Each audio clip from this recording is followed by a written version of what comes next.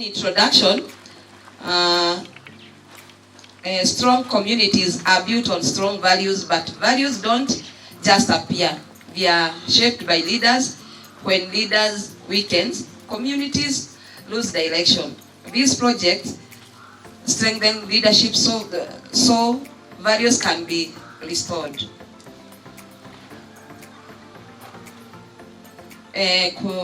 There is a problem statement, as you can see there. I'm not going to read the whole of it, but I'm going to summarize.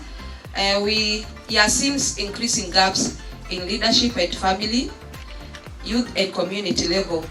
Because I took this topic from one of the area in Nairobi, during our visit, Mukuru kwa Ruben, we saw young youth being idle, early substance exposure and lack of guidance. This is a clear sign that leadership structure are weak. Where there is no leadership, values easily collapse. I hope we are together. Then our objectives. The general objective is to restore more via leadership forums. And our specific objectives are to identify challenges, bring leaders together, equip leaders, and develop action plans, monitor impact.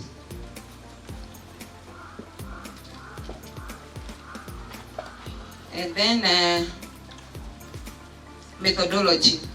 The methodology that we are going to put in place is to approach it practically to that community of Mukuru kwa Ruben.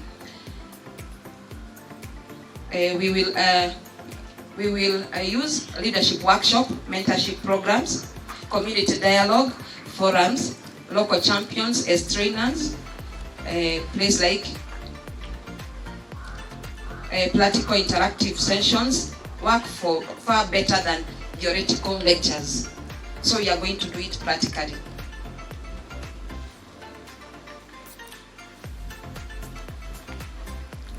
Timeline, stakeholder mapping. Because our timeline is 6 months, stakeholders mapping is going to take 1 to 2 weeks. Needs assessment, it's going to take the 3rd to 4th week. Then training forums, 2 to 4 months.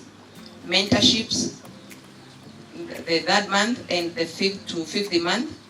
That is mentorship. Advocacy campaigns, then the 60th month. Monitoring continuous, we are going to do after the 6 months. Then risk management. There is low participation. Then to have the mitigation approach, on this we are going to use area engagement. For funding gaps, we are going to have partnerships. Then resistance, the mitigations approach, we are going to use inclusive approach.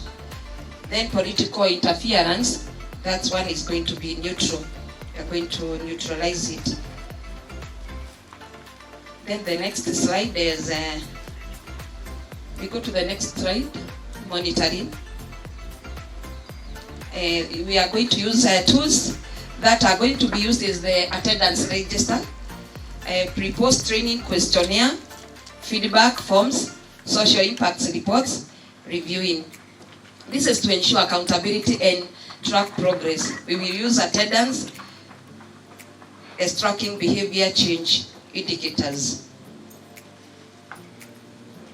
The next slide, expected outcomes.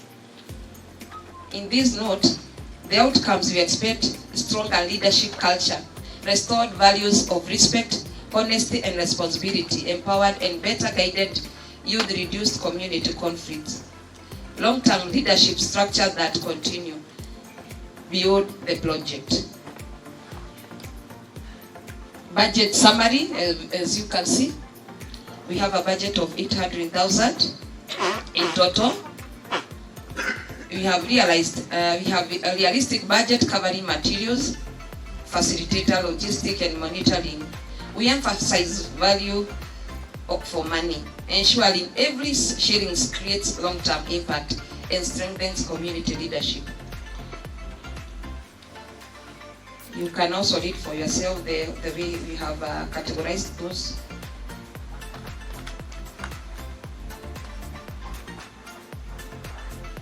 Then conclusion, call for action. Restoring community values is essential for a peaceful, progressive, and morally upright society. Leadership training is a powerful tool to influence positive behavior and create role models within the community. By embracing this initiative, communities like Mukuru kwa Ruben and beyond can rebuild a culture of respect, honesty, and unity. Let us join hands to make this vision a reality. Thank you so much. They need 800,000 stakeholders. Are we ready to give them 800,000? Fred, are we ready to give them 800,000? And are you convinced, or is there something that they can do to convince you more? Do you feel convinced to give them 800,000? Maybe for the sake of airing, you can just join me. I'll be inviting a few of us just for 5 minutes, then we'll switch to the other one.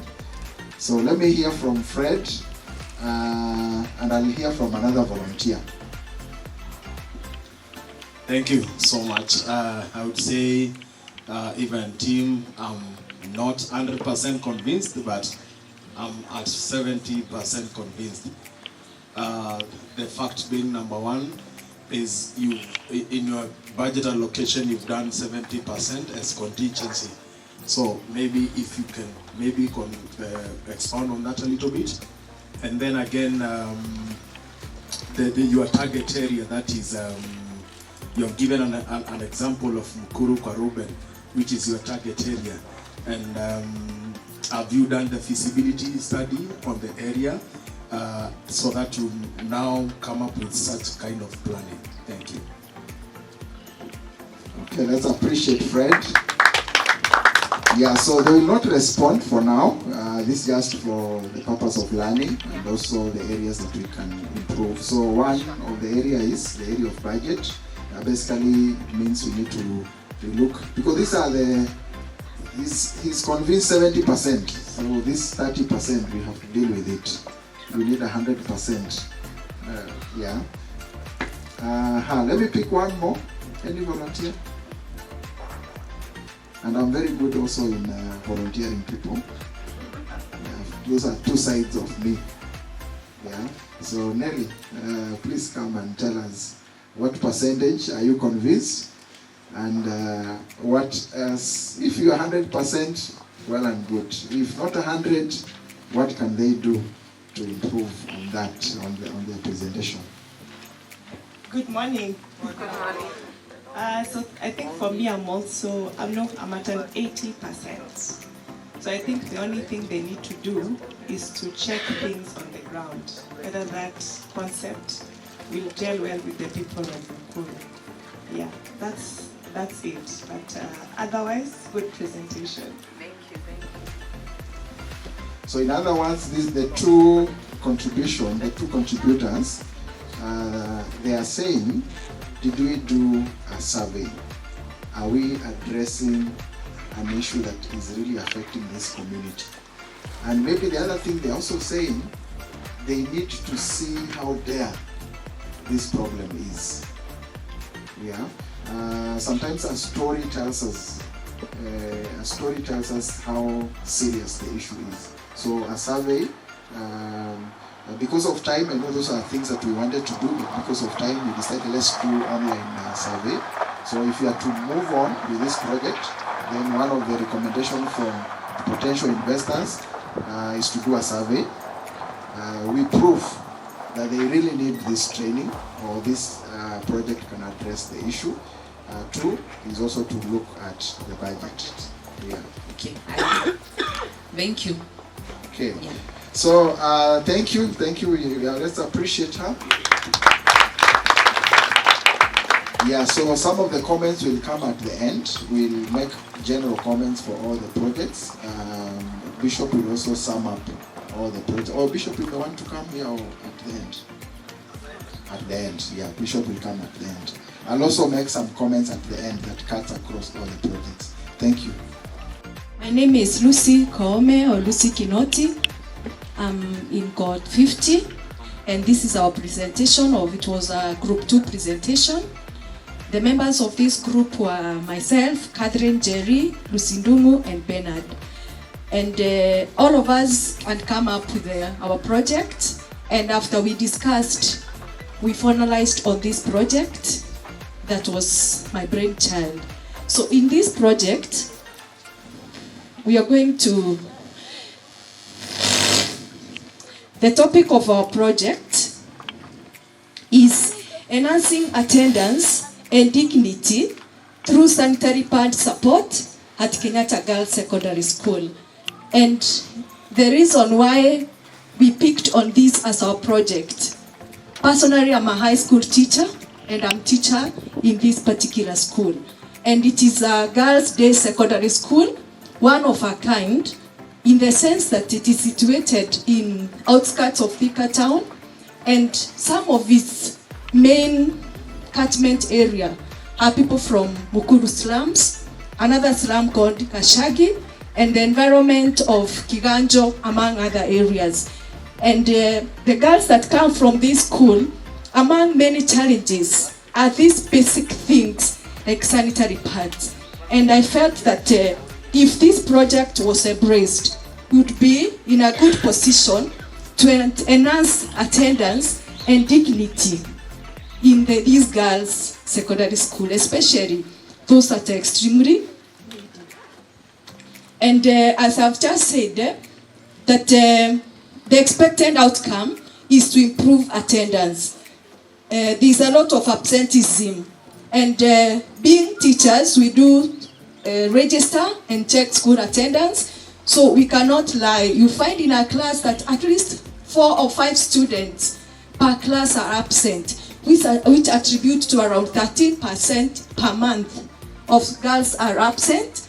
And if you find out, among other reasons, the reason that stand out is that they are not able to attend school during those days that they're experiencing their menstrual period. And another reason, we thought that if this is done, that will also improve the academic performance. Just like their counterparts, the boy child, who are constantly in school, but when a girl is absent for 3 to 5 days as a result of lack of sanitary pads, even the academics are affected. Globally, around 5 million women or girls lack menstrual product and facilities, according to WHO Organization report of 2024. In sub-Saharan Africa, 1 in every 10 girls miss school during this period, according to UNESCO report of 2016. In Kenya, girls in public schools loses 4 to 5 days monthly, according to the Ministry of Education report of 2022. And as I said, at Kenyatta Girls, and this is an unpublished report, but the fact that we are teachers, we have registers, we carry attendance daily, we are able to come up with a report and approximately 13% of girls miss school every month as a result of lack of sanitary pads. And menstrual hygiene can be a key barrier to education, according to UNICEF report of 2019 and also Plan International report of 2018.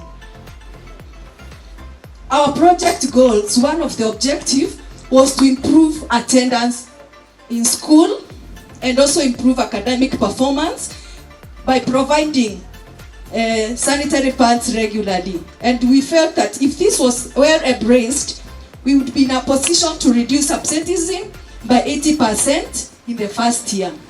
Another goal was to promote menstrual health education and reduce stigma. The feeling that comes that when you're in your periods, you're not supposed even to go to the public. And that's why some of them could shy off from attending school.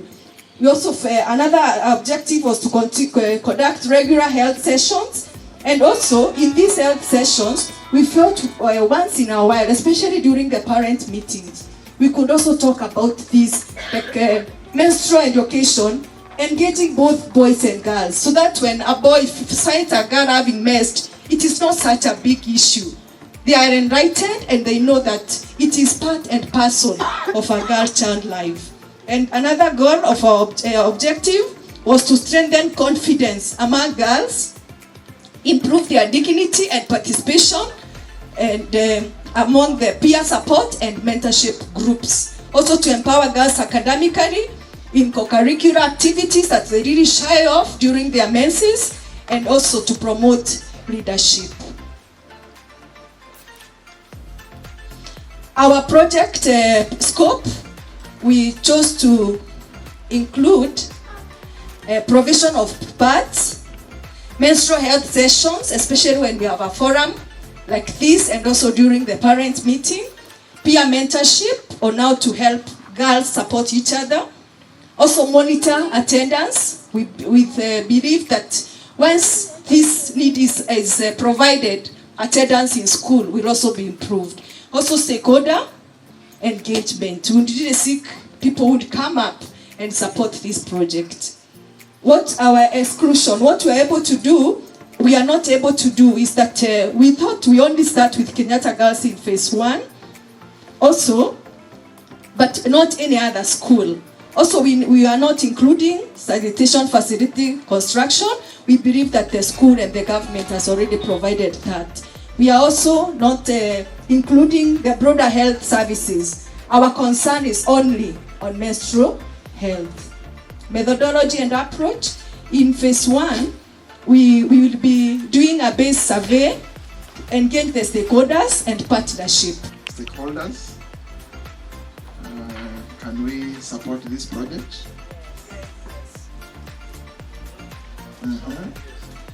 How many are saying yes? I heard a number of us saying yes. Janet, kindly just come. Janet, come. And my sister, you can also come. And I'm not biased. There are men. I'll come. So Janet, maybe you can share a comment. Are you 100%? I don't know if you're among the yes. And is it 100? Or what is the percentage? And is there something that they can improve?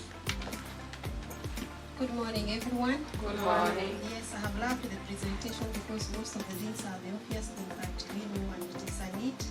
So I support them, and I also would say that whatever she has mentioned is most of the things that we know about those girls who are in the lower class and they cannot be able to afford those things. So I support. 90%. So for us, as stakeholders, we are more interested on the 10%, especially the others who are doing the project, so that at least we can be able to, we want to win you 100% if we can. So what is this 10%? What should we improve?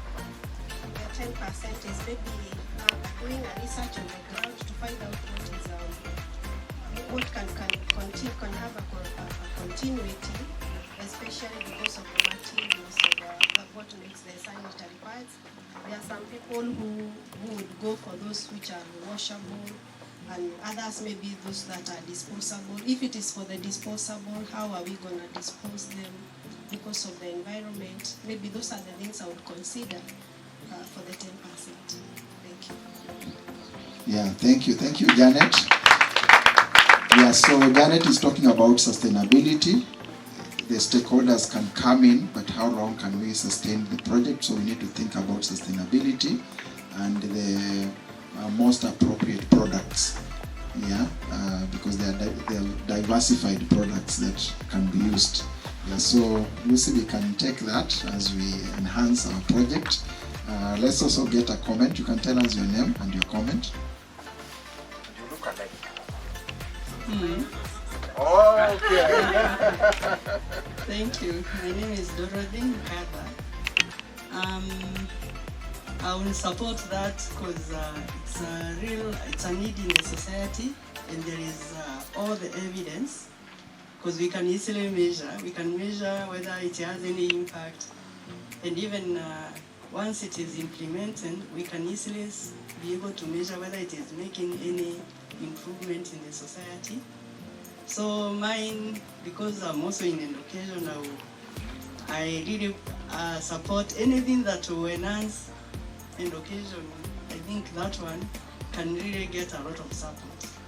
So I give it 98%. Not. Yeah. So the 2%, tell us something about the 2%. 2% maybe sustainability. Yeah. But if they go that way of maybe reusable, that will be, it is easy. Yeah. Thank you. Okay. Dorothy. Thank you so much, Dorothy. Lucy, are we okay with thy comments? Yes, we are okay, and we are really valid. I don't know whether my team members are around. Kogi, thank you very much. Kogi, you can join me here. Mpigie Kogi makofi tafadhali. Asante sana. Eunice, because of job-related issues, she was answering a call of duty. And again, the way it is global, we have one of our members who is in Burundi, Pastor Bernard, and therefore he couldn't be with us today. I want to believe he is following online, and that will be okay. My 10 minutes begin now. Our project, Team 2, called 51, we were to enhance financial stability through self-employment. Enhancing financial stability through self-employment. Don't be so amazed, or rather think so much about the number of years. You will get to know when we go to the nitty-gritties about the project. So our members were Pastor Bernard, Pastor Bernard Ngugi, Eunice Store, George Kogi. We are together with him, and I want to appreciate George for coming, and myself. Executive summary: the project proposes to the need to enhance financial stability through self-employment in young people and middle-aged teens stroke groups. This initiative is aimed at promoting financial freedom without focusing on the white-collar jobs. We are all aware of many times people want to get the white-collar jobs. We were concentrating on having entrepreneurs first, bringing that financial freedom. One of the solutions the proposal is aiming is at achieving a saving culture in the target groups, as well as having a reinvestment mindset. Introduction. There were heightened levels of unemployment that we could see from the little survey that we conducted. Heightened unemployment in youth as well as middle-aged persons in Githunguri area, Machakos County, leading to robbery, break-ins in homesteads, smuggling, and other related issues. This, in essence, was leading to insecurity. And therefore, for this introduction, we are in need of a market space that will be coupled with a mindset, or rather an entrepreneurship environment. We go to the goals. Implementation of a vibrant financial management by tracking expenses and develop a discipline in saving habits. 6 months. Many a times people don't look at saving. So we are looking at tracking expenses and develop a discipline in saving habits. Invest in business growth and personal development through plowing back the profits for expansion. That one will take 6 months. Building a financial resilience through diversification and social network. Our project scope. Risks and limitations of the project include, and they were inherent, inconsistent cash flow, tax complexities and burden, difficulty in accessing the credit facilities. In other words, that area where we are looking at, that area where the market, right now it is not a market, but we are looking for a space where they are putting their wares is just on the roadside. And that's why we thought it is important for us to come up with a market space for them to have an operational and personal boundary, which will include personal responsibility and dependence of external factors. Methodology and approach. We are planning to do this through personal assessment, personality and motivation, and having a network in family and friends. Many a times we are in this 21st century where we don't like support systems. And I believe when we embrace support systems, we can go higher in assessing the personal idea. And then there is the other issue of work-life balance. You could be in business, but you are still working somewhere for another organization. Balancing that act. 2, market research. We are on to collect data in the area, both primary and secondary, raw data as it comes, for those that are buyers, for those that are sellers.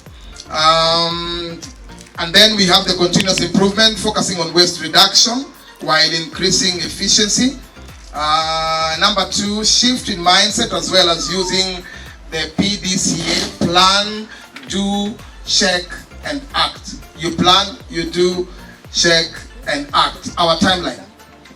Me, I'm also a product of that, because we started a project and we partnered with the City Council of Nairobi. So if anybody who has got something to showcase, probably arts, like me, what I do is a herbal, others do something like honey, and in those cases, there's a program with the City Council of Nairobi. And right now, on Monday, we are starting a 1-week exhibition at Federal Estate. So if in your project, anybody who is ready to do that, there's a program with the City Council, and we are doing it. Probably you must have something, you have to show it physically. So me, I fully support the idea 100%, and it is doable, and we are there doing the project. Thank you. Wow, you have scored 100% from a stakeholder. Bless God. Haya, wacha tusikie stakeholder mwingine where we are. Hello. Hi, hello. Yes, praise the Lord. Amen. Yes, I'm Miriam Seka. The reason why I support this project, I mean, Mimika Gen Z.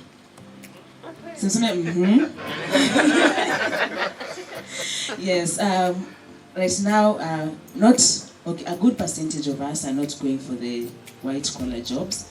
And if you're keen to observe, unapata majenzi wengi, mtu anaamka leo anasema siendi kazi, like out of nowhere tu.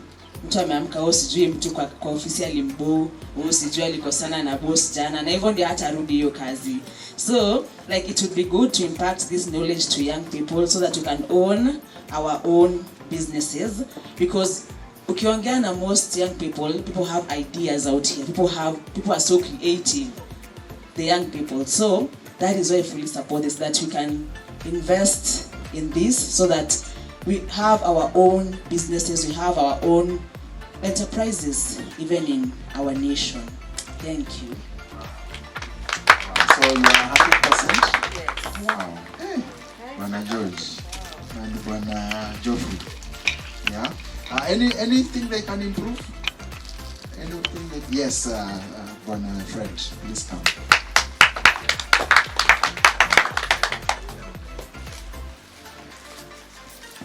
Bwana asifiwe. I think mine, having just come from crisis management class and and looking at 2.8 million, I'm much more into the risk management strategies that you've put in place, because this is a program that sustainability is a key and risk is also there, because there is an issue of defaulting, there is issue of not getting returns as per the investment. So there must be a very clear mapped out crisis management and risk management strategies. Thank you. Thank you. So that's an area you can check, but you have the support of stakeholders, and we'll also share our comments with Bishop at the end. So thank you so much. Let's appreciate them. I'm personally so grateful to have known Dr. Joseph and be a part of this network. And this course was life-changing, the Global Leadership Masterclass. And for us, we were really touched by the aspect of leadership. So our project was based on leadership. So let me read our title first, then I will introduce my group member who I see is here. So we were looking at the character-driven leadership development for youth leaders in Embakasi, Nairobi, Kenya. So in my group, we are in cohort 51 first, and our class was usually on Thursdays. Every presentation we used to do, we had to put that headline in the title to be very clear. And we were 3 members in that group. The first one is Anthony Kabia, but he was not able to be here. He had another engagement. And then we were with Janet Kimentu, and she's here. Kindly join me here on stage. And then myself, Nelly Joroge. So, are you opening? Let me just also open on my phone.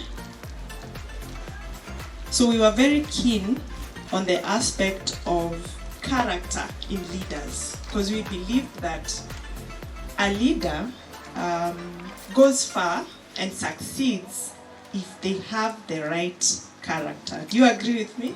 Yes. Character is everything. And this even transcends in our families. In whatever positions we have, character is everything.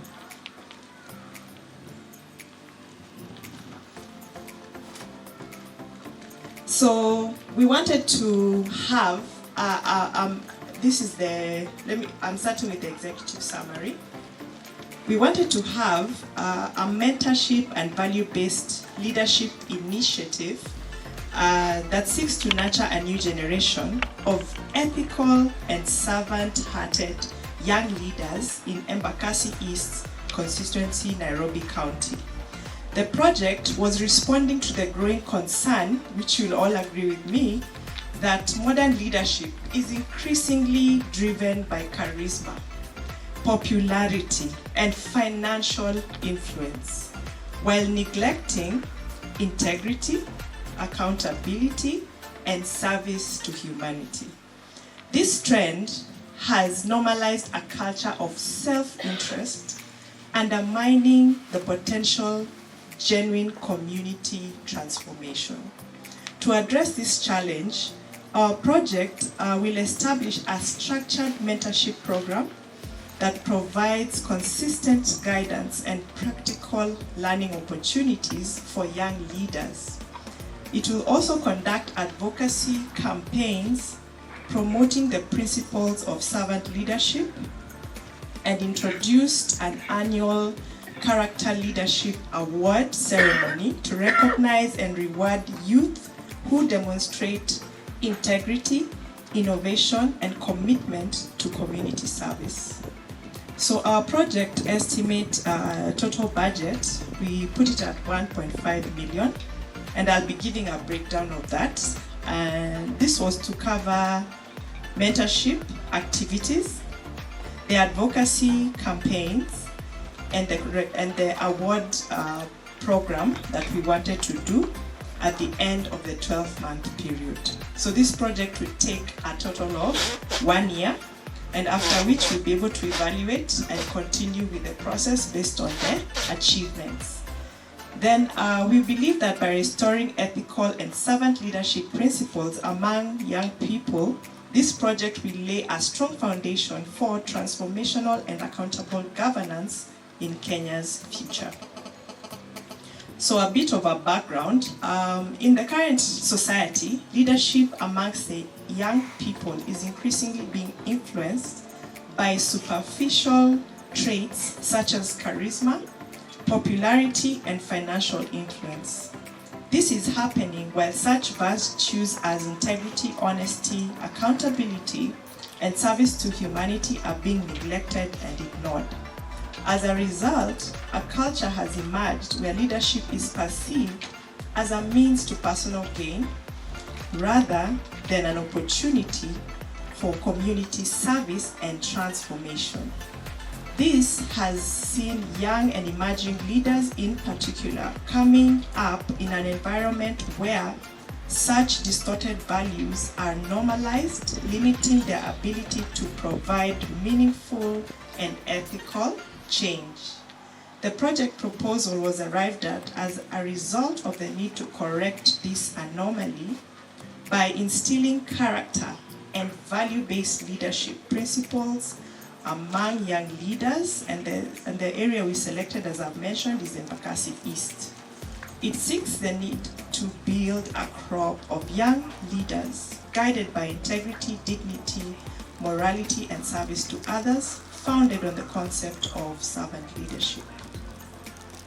So our main goals of the project were, number one, to establish a mentorship program for youth leaders in Embakasi East constituency, and this would be achieved through objective one, which is to publish a value-based mentorship curriculum for young leaders that we could be able to take them through in a continuous course. Objective two is to embark on a robust value-based mentorship program linking youth leaders to mentors. Our second goal was to increase engagement for youth leaders in Embakasi East constituency, and this would be done through, number one, establishing a monthly convention for youth leaders with a panel of accomplished leaders to inspire these young leaders. Secondly, publish a monthly magazine to document key highlights from the monthly youth leaders convention. Then our third and last goal would be to cultivate a culture of innovation on character-driven leadership.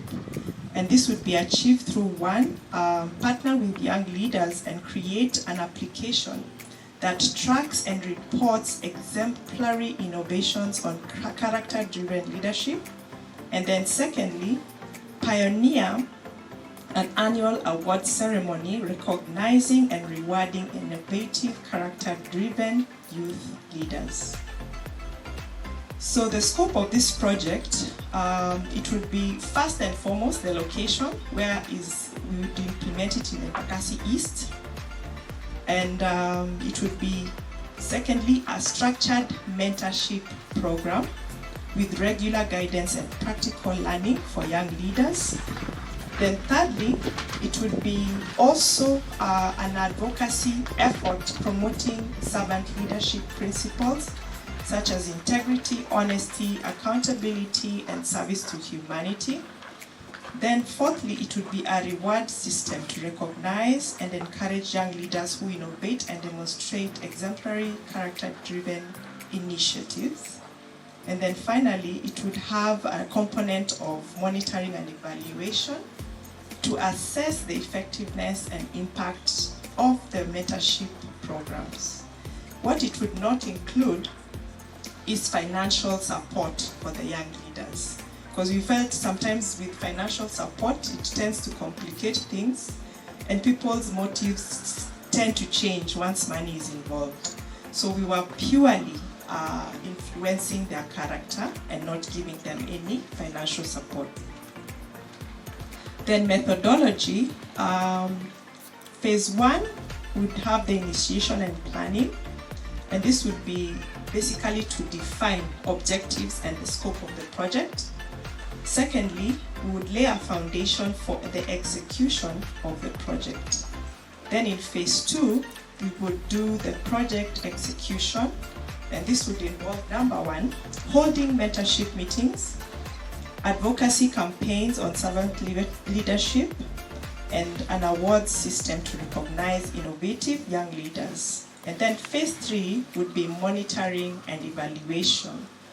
And this would have include tracking progress of the project against the initial plan, then evaluating and reporting on the overall project success. Then the timeline, number one, the initiation phase would take 1 month. The planning phase would be done in the second month. Execution would take place between the 3rd month to the 11th month. And then monitoring and controlling would begin at the end of the 9th month. And then closing at the end of the year. and this would mark the formal acceptance of deliverables and would involve the documentation of completed projects and evaluation of its overall success. Then the budget, as I mentioned in the executive summary, our total budget is 1.5 million, and the breakdown of that is number one, human resource. We allocated 720,000 Kenya shillings. Program implementation, we allocated 600,000 Kenya shillings. Monitoring and evaluation, 140,000 Kenya shillings. Administration and contingency, 40,000 Kenya shillings. Grand total, 1.5 million. Risk management, so we had two major risks that we identified. Number one, we feared there could be a lack of interest in the program because of, as I mentioned, the money issue.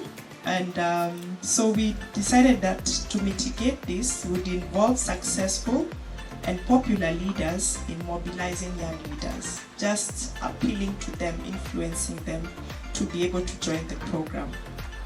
And then secondly, the second risk was political interest, and to mitigate this, we decided that we would create an application that tracks and reports the innovations on character-driven leadership, discouraging the culture of politicking. Then evaluation and impact, we had some major key performance indicators. And the first one is we would be looking to see an established program, mentorship program in Embakasi East. Secondly, an increase in the engagement of the youth leaders in Embakasi East. Thirdly, an increase in advocacy around principles of servant leadership. Fourth, innovations on character-driven leadership. And lastly, proper resource management evidenced by progress in the consistency-based projects. So for appendices, we didn't have any, but we would attach the final report of the project. Thank you so much.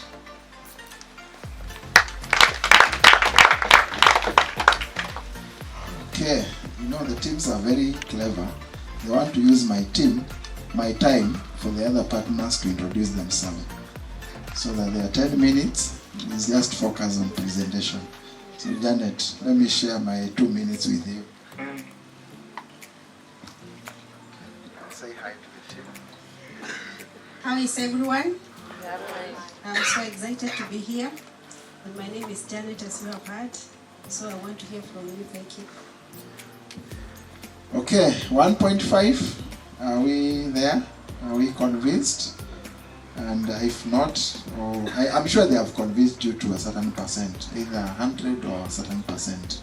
So, can see by show of hand.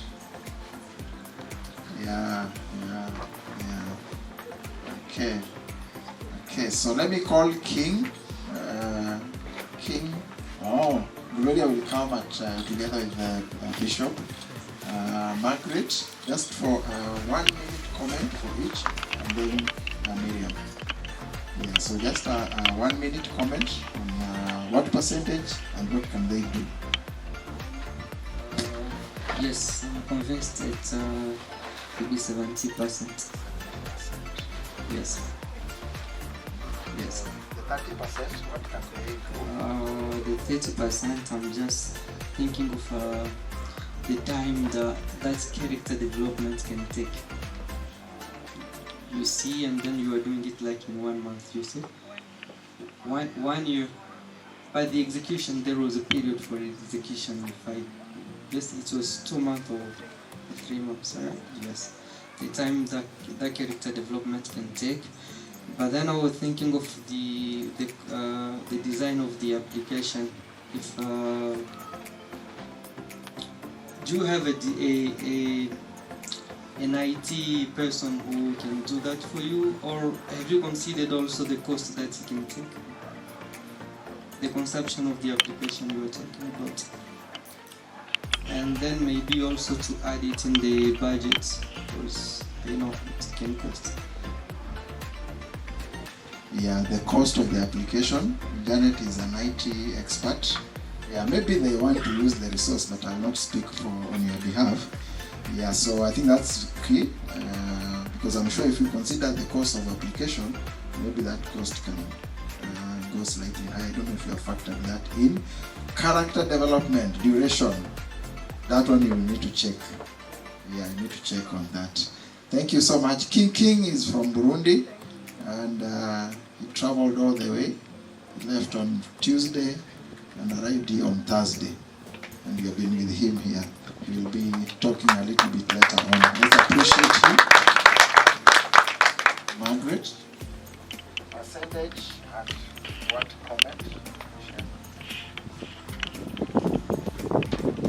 Good evening, good afternoon, good morning. Good morning. Mine is 80%. The 20% I'm looking at because this is a value-based character. We will build the character of this team, of the leaders. Okay, when you want to maybe start with also the young, you want to build the character building, mainly start with the young leaders. I'm looking at an issue where you have to have maybe skill mix, because for us to build what yours can come, what you motivate them to come on board, and as we are doing that now, you are building the character. And I want to believe that you want to, we talked about a character building spiritual approach that will take time. So maybe your budget will maybe expand a bit because of now bringing in other components of character building. Okay, so aligned to what he has shared, and you know, in the project management, you have quality, you have those constraints, you have time. So the more you enlarge your time, that will also probably impact on your cost. So as you work on timeline, you will also look at your cost. Miriam, your percentage and the comment. I think I'd also give them an 80%. Yeah, because when I was here and then presenting it, Abel, it is in line with one of the programs that as GLN we are running, the Emerging Leaders program, getting to be able to impact knowledge to young leaders, emerging leaders. And the 20% would be just as the speakers have said. I don't know if some of you saw this meme that was trending, that it was saying, okay, you all have heard of red flags, right?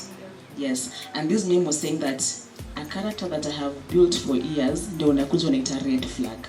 So, how are you going to be able to mobilize these young people? Because we're talking of character development, marketing of this idea, to be able, for them to be able to own it, so that they can be able even just to take part and be able to grow, to become the servant leaders that you want them to be. Yeah. Remember, umefanya research kwa miaka miwili. One thing I want to comment is, with the time, the presentations are becoming better and better.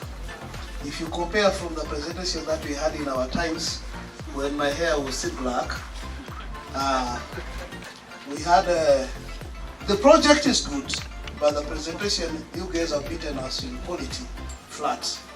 But the project was good. You see that gentleman over there? Please stand up, my classmates. Yeah. You see what he's doing?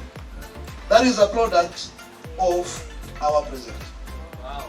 The proposal he had in class, he ran with it and he's living on it. And today he was here and he said, he talked to, I think of the group of Geoffrey Kizito.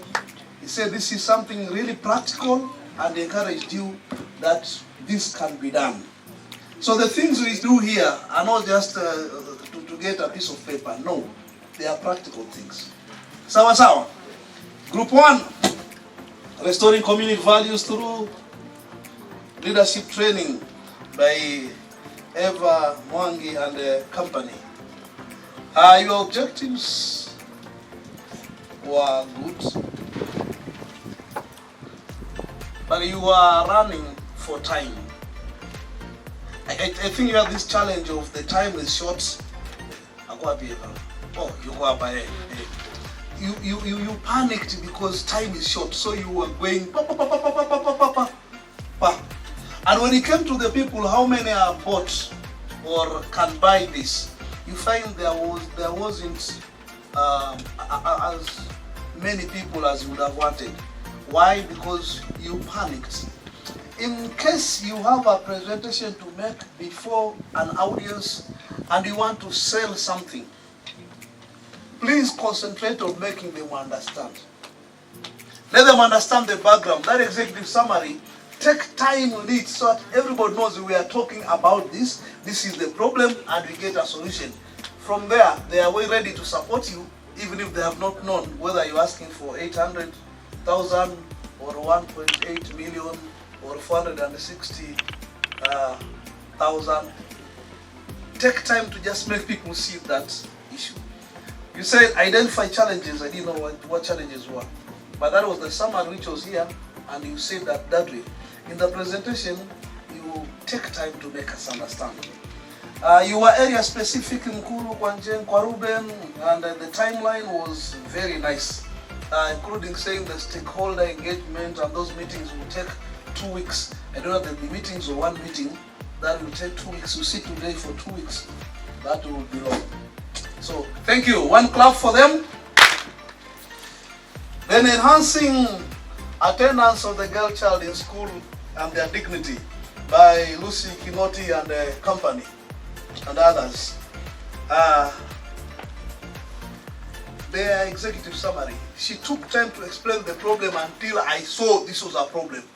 So before even going further, I was already willing to. So that's the secret. The money part, those are details. Kini hasa mtu waelewe kwamba kweli kuna shida. These girls are losing 4 days a month in a year. 4 times 12 is. Hey, you went to school? Or should we begin teaching mathematics in GLN? 4 times 12 is. So they are losing 48 days while their counterparts are a month has how many days? So can you imagine if your child loses a whole month? So by that explanation, I was already sold. She was so passionate about it. Paka, the time Kurizwa Wangapi, I had, yes. Are you supporting those? Great yes. I say something at the end on that. Then they quoted specific research that they had. They quoted UNESCO reports. They said it is globally leader. Then they quoted, this is their reference. They had reference according to the Ministry of Education, and they are giving us statistics on that, which not many groups had that. When you are quoting figures, it's good you say, what is that authority? Because for as far as this is concerned, wewe ni mwanafunzi, you are not an authority. Siseme najua, ulijuaje, au kuzaliwa au kujua. So thank you very much for those quotations. They had some very clear objectives. They were scope specific. They're dealing with Kenyatta girls and parts, nothing else. Mambo mengine yote hiyo nje. When it comes to budget, they had 460, down from the 800 of their predecessor, and much lower than of their successor who came with 1.8. Now when it comes to budgets, you need to be humble, you need to be realistic, but don't be too humble again. Because sometimes naona hii pesa ni ngumu sana hii. Mwingine will rule you out because are you sure hii pesa itafanya kazi? Ama nataka tu kula. So be as realistic as possible, and being realistic means you will have also what he said, there's a miscellaneous thing to provide for the things that you have not foreseen. Okay? I give it to you for the passion that you had in this planning. In fact, at some point, I wondered, is this for the class? Ama, that is what you do. But she said she's a teacher. So these are things that are real to her. Nimeambiwa time kidogo inaenda hapo. So tuwapigie kofi moja. Asante. To stretch our hands, feel free. Unajua mimi ni teacher, tujaribu kuchangamka. Jana kwanza tulifundishwa something else, and I want us to do it a little bit. Tuliambiwa we have a farm. This farm is a farm of avocados. And mnajua hizo ni delicacy, na ziko kwa miti na they are ripe already. So if you're picking ripe avocados, lazima ukue careful now that your leaders, they are resource, and leaders are serious. They take care of their resources. Mwenye alitufundisha ataona kama I am a good student. So we rise, we put up our hands like this because the avocados are on a higher level of the tree. Now, can we try and pick? And when we pick them, hold them carefully so that you don't usifinya finya, sindio? Yes. Then we are going to place them on a basket, and the basket is down here. So hold them well. And we're not doing it in a hurry. Let's go down. Put our avocados inside our bucket. Pole pole, hakuna bio. Atutupi, tunaekelea tu. Well done. Have you placed them? Yes. We are getting some other avocados on a top layer. Huko juu zaidi. So you stretch your legs. Pick them. Yes, get hold of them. Umeshika vizuri. Yes. The other basket is on your right. I don't know which one is your right. So go down, down, down. Put them, place them nicely. Good. On a higher level. Now, ukifanya hivyo, we were taught about something, the core. There is a core here. What do they call it? The core. So, ukaze tumbo. Umeze tumbo. As girls, we normally say tunameza tumbo, meza tumbo, Higher, so up, meza tumbo, up a bit, Get hold of them. The basket is on the left. So, ole. Your leaders, place them slowly. Hey, you're doing well. On another level, tunameza tumbo pia. Hiyo ingine mnaona nika iko wapi? Basket ya kwanza iko mbele, ingine right? Hiyo ingine iko? Right about that, you said it. So we pick it and then we place them in a bucket down there at the back. Some people are done. You've done well. Give yourself a clap. Yes, and then my friend is going to help us do another activity. Sawa. Bwana asifiwe. Kisito Geoffrey is my name. Now you will do what Kisito says. Ambia jirani yako, you will do what Kisito says. You will do what Kisito says. Tell the other neighbor on the left, you will do what Kisito says. You will do what Kisito says. Kisito says, touch your head. Kisito says, touch your head. Touch your nose. Kisito says, touch your shoulders. Kisito says, touch your head and nose. Kisito says, touch your abdomen. Kisito says, touch your shoulders. Nani wanashika kichwa? Nani wanashika kichwa? Okay. Right about now, we will have to do 3. We will do 10, not 10, but 15 counts. Okay? We will do 15 counts. And at the count of 3, you will not mention the name, but you will clap. Sawa. Any number divisible by 3, you clap. Any number containing 3, you clap. But the rest, we shall do what? We shall count. I want to see whether in this cohort 51 and this graduation, whether we will get it right. We will start here. So we'll say this. These are the instructions. We will count 1 to 20, okay? Mwambie mwenzako 1 to 20. 1 to 20. 1 to 20. 1 to 20. 3, we are not counting, but we are clapping. 3, we are not Okay? Any number divisible by 3, we shall not count, but we shall do what? Any number containing 3, we shall do what? Okay, tuanzie wapi? Tunaanzia pande gani? Tuanzie hapa kwa the red lady. Aya, na tunaenda. Aya, tunaenda. Aya, 2, go. 1, 2. Nyinyi mnakao. Ni kwa mtu ule inamfikia sawa sawa. We will go again. So how many times do we do it? I want you to go into the record that you will do it in 3 containing 3. Sawa sawa. Is that okay? Is that doable? Yes. It's doable, isn't it? Yes. So tuwapatie time mara ngapi mkianguka? So mkianguka mara kama 3, si tunasimama tu hivyo mpaka graduation ishe. I will start. Tunaenda haraka. 2, go. 1, 2, 4, 5, 7. 8. Wewe unapiga. So tunaanzia hapa. Sawa sawa? We will start from here. So you will start 1, 9. Unaanza sasa 1. Tunaanzia 1. Okay, 1. 2, 5, 8, 10, 11.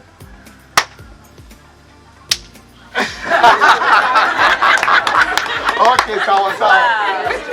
That one shows us that in this life, and I want to talk personally, the life that you're living today cannot, as a leader, it cannot be thematic.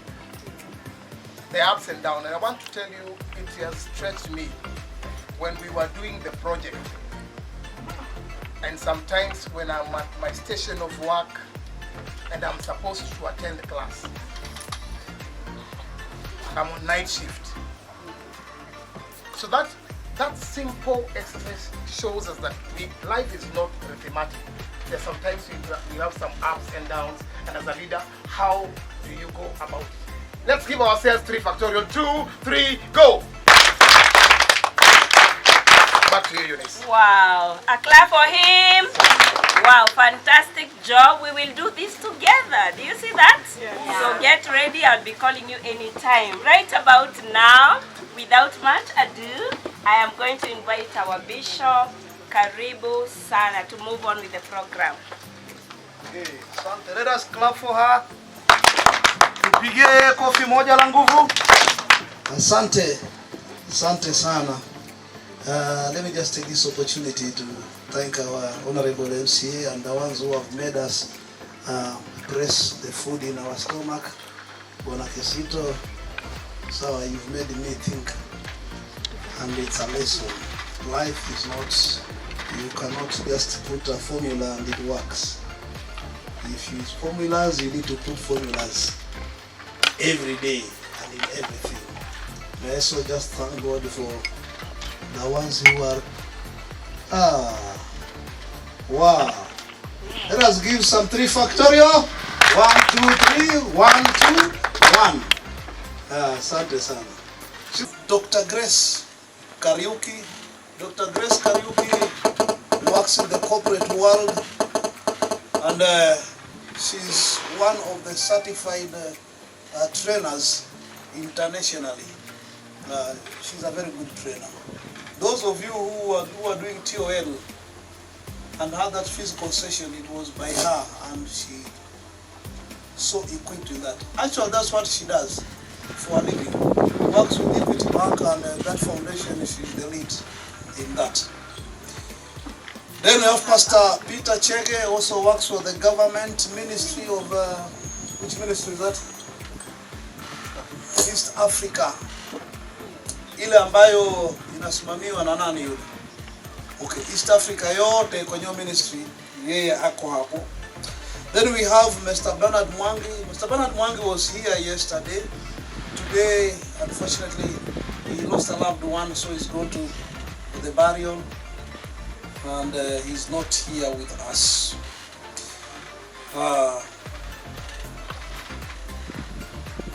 Okay. Lastly, you've got me as a member of the board. You know, I'm wondering, what is number has tosh?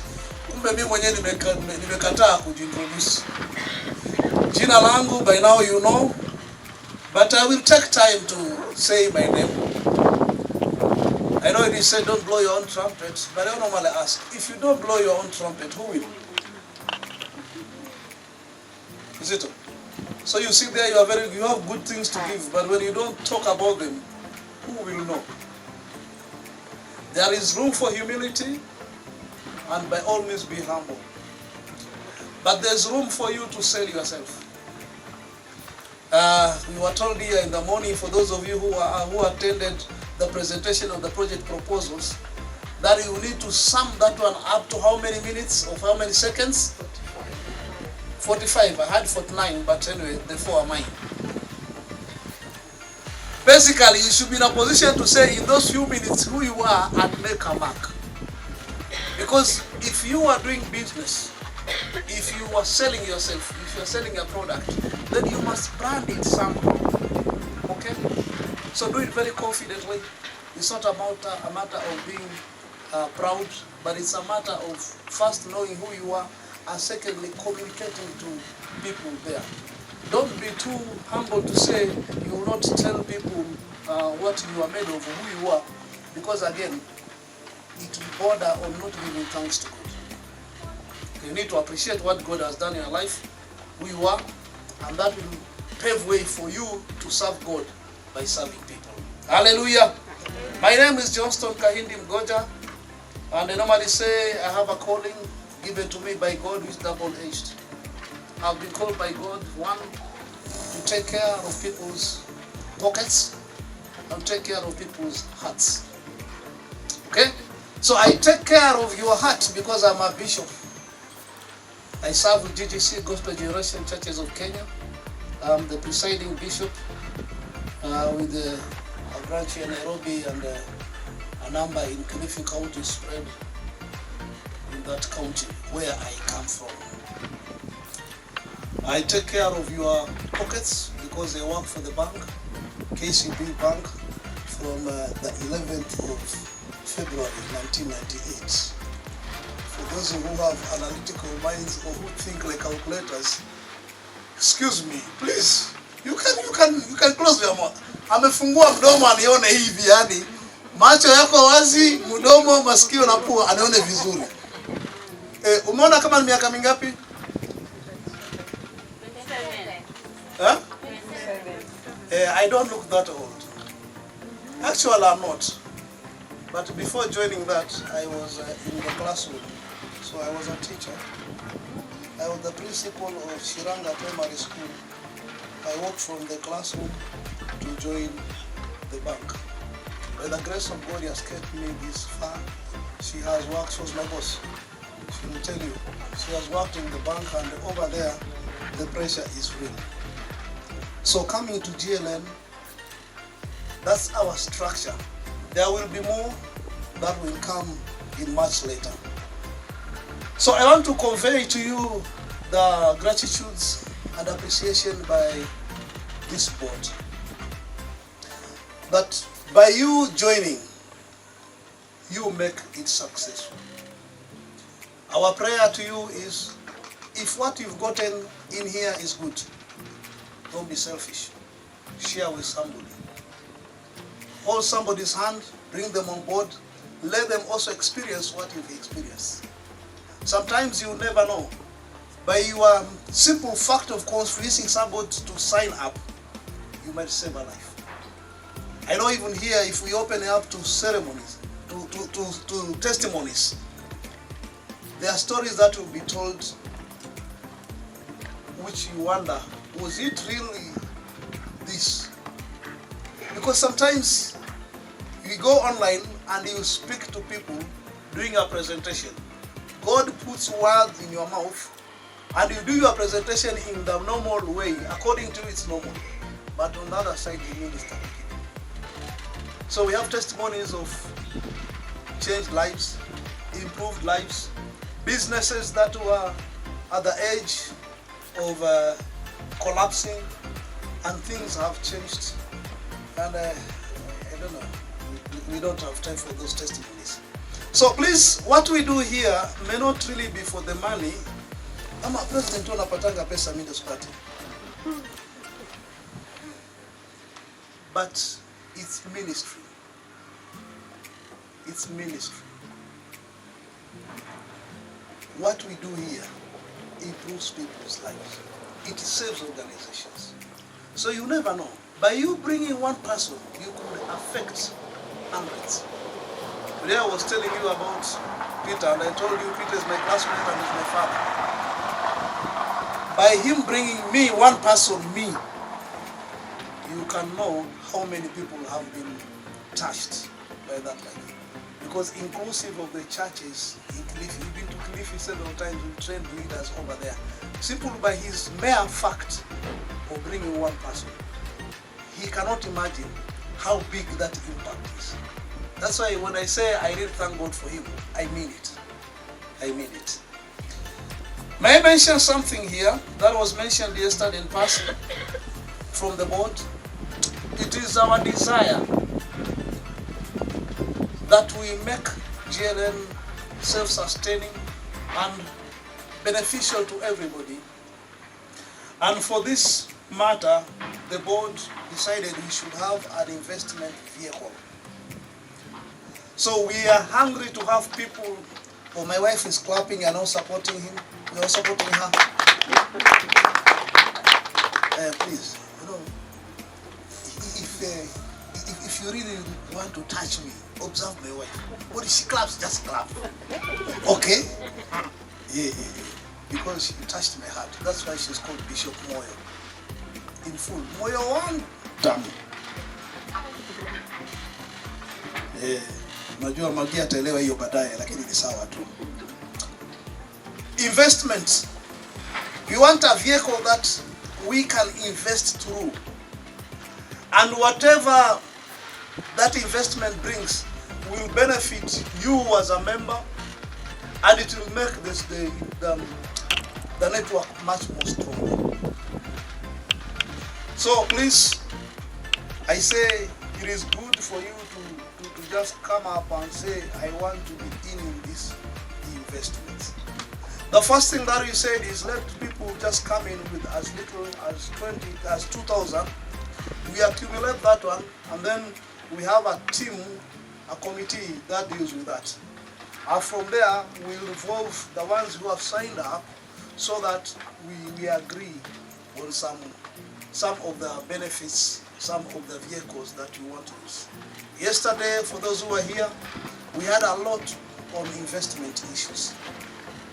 Those who followed online, I think there's also a recording, so you can go back there and see. We have all those ways of investing, and all the people who were doing the presentations yesterday are our own members.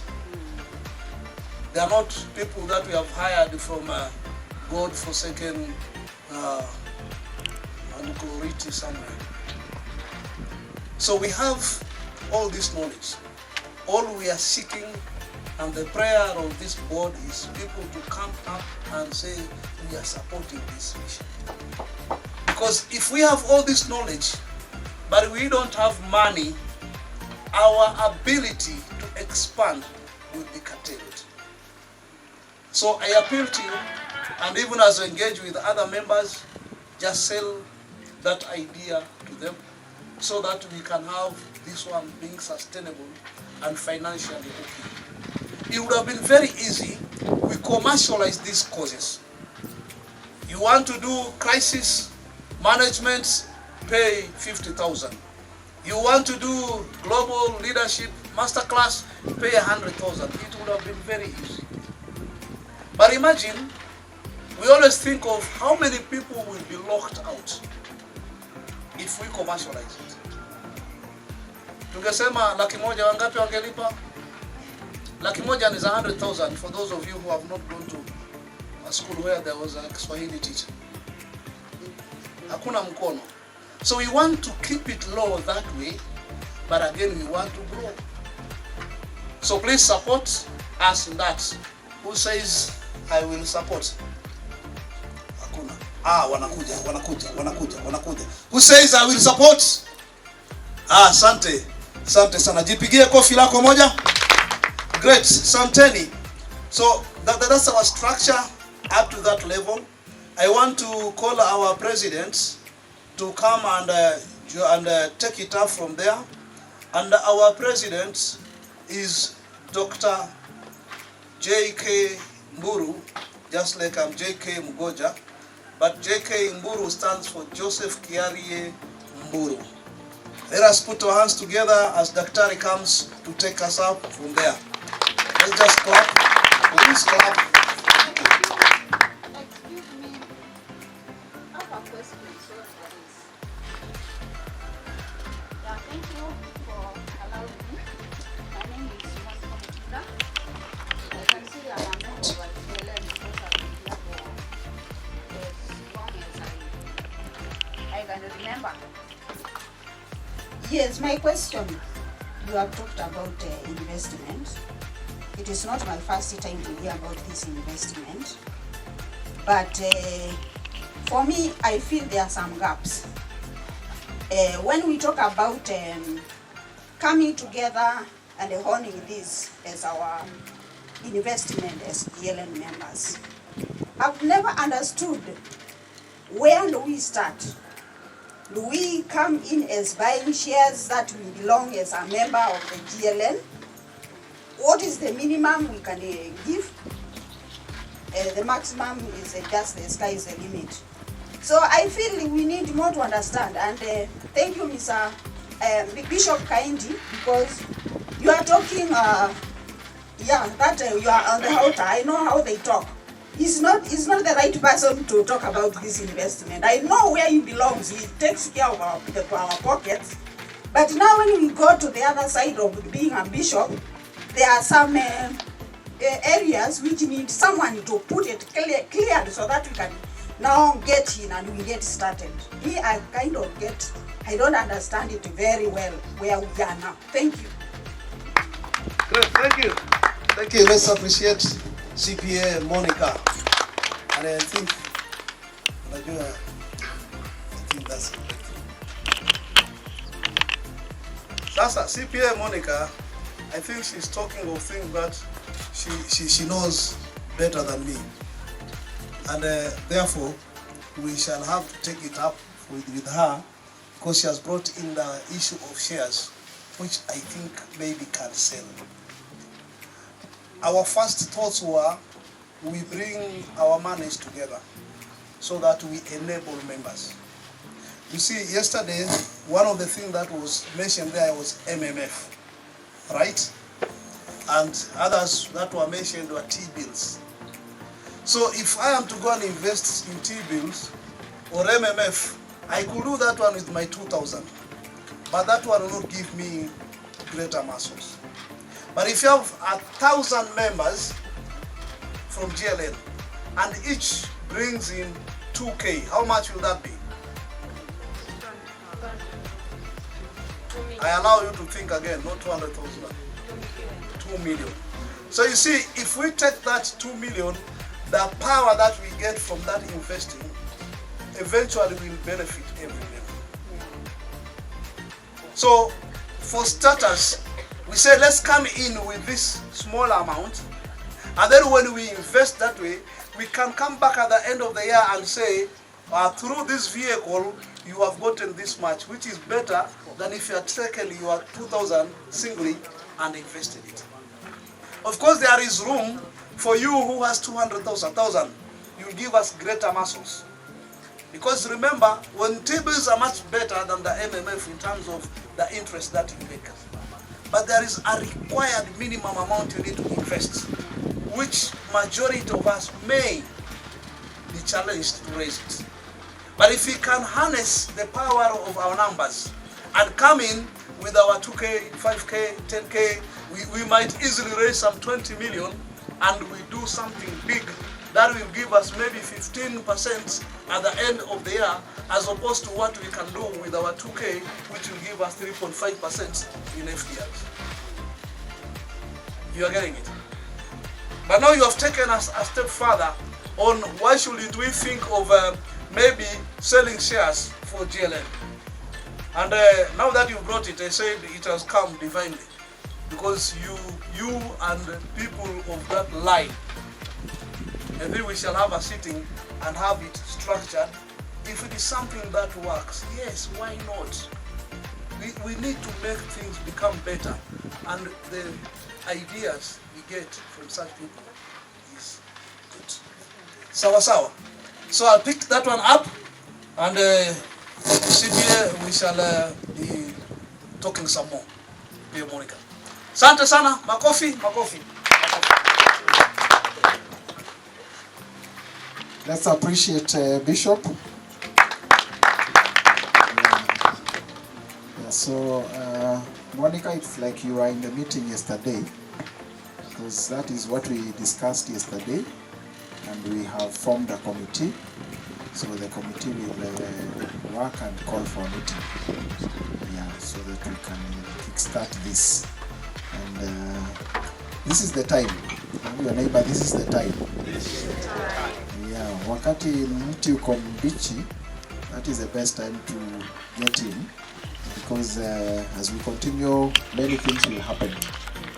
So I want to do many things in a very short time, because we need to listen to our keynote speaker. She has come all the way from Burundi, and she has a lot for us. So I want to at least ensure that we spare some good time for her. So I'll do this many things in very short time. And the first thing that I want to do, there's one of us who has pleaded. He needs to attend to something. And we talked yesterday, and I just told him, just come. We can consider graduating you alone, and then we allow you to attend to the other matter. So I want to graduate one of us. That's among the many things that I want to do. So DJ, if you can give me a song so that we bring, we celebrate this leader. He's done a lot. He's gone through the training, completed the master class, and he can't just walk here. He needs to walk here in style, so that we can appreciate him. So Bishop, you can join me. And since we'll be seated for a long time, we can stand up and celebrate it. Even as we shall be celebrated later on. We celebrate one of us. Can come slowly with that song. No, it has not begun. It has not begun yet.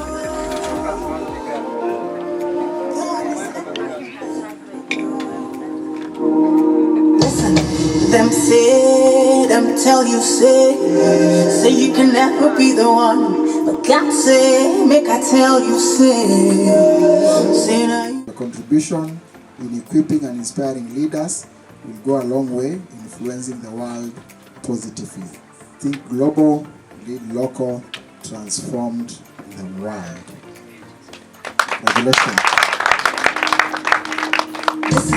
Them say, congratulations.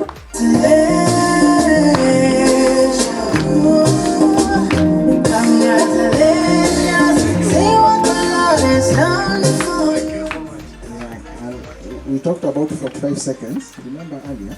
So I'll give you 30 seconds. Thank you so much. I'm honored this moment. Above all, I thank God for this opportunity to complete the 10 weeks of training. I want also to appreciate the GLN, Bishop Kaindi, then President, Mr. Joseph, for equipping me to lead in my spheres of influence.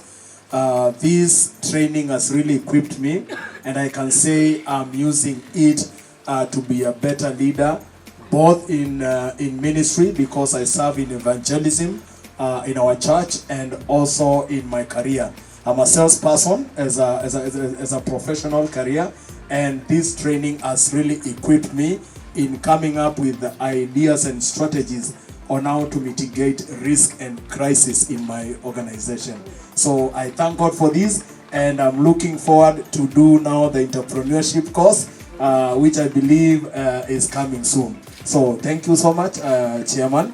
Thank you so much, Bishop. God bless you. Yeah, and we have an output of this masterclass, which is a crisis management plan. So by the time we are finishing this class, we need to do a crisis management plan aligned to your organization. in their class we were simulating a case of a child disappearing during a church service. Have you anticipated? Because in crisis you anticipate, then you plan, then you execute. So a child can get lost. It's a very big challenge. What do? You allow it to happen in the mind, then you plan for it. Yeah, so thank you so much, Bwana Mtunga. Thank you for coming. God bless you. Yeah. I'll move on to the next. I want all the exhibitors, Sharon, Peter, Mary, to come. I also want King to come. Nelly, you will speak on behalf of Clarity for D. Please come. So join me here to ensure that this event is a success, and therefore we'll allow them 30 seconds in order to introduce, because you need to listen to the speaker, just to say why you're here, what products you'll be offering, then convince us why we need to buy your products. Okay, so let me start with Mr. Njau. Good morning to you all. My name is Peter Njau. I'm an alumni of Global Leadership, cohort 3. I wrote this book, My Food, My Medicine, and I started teaching people about this.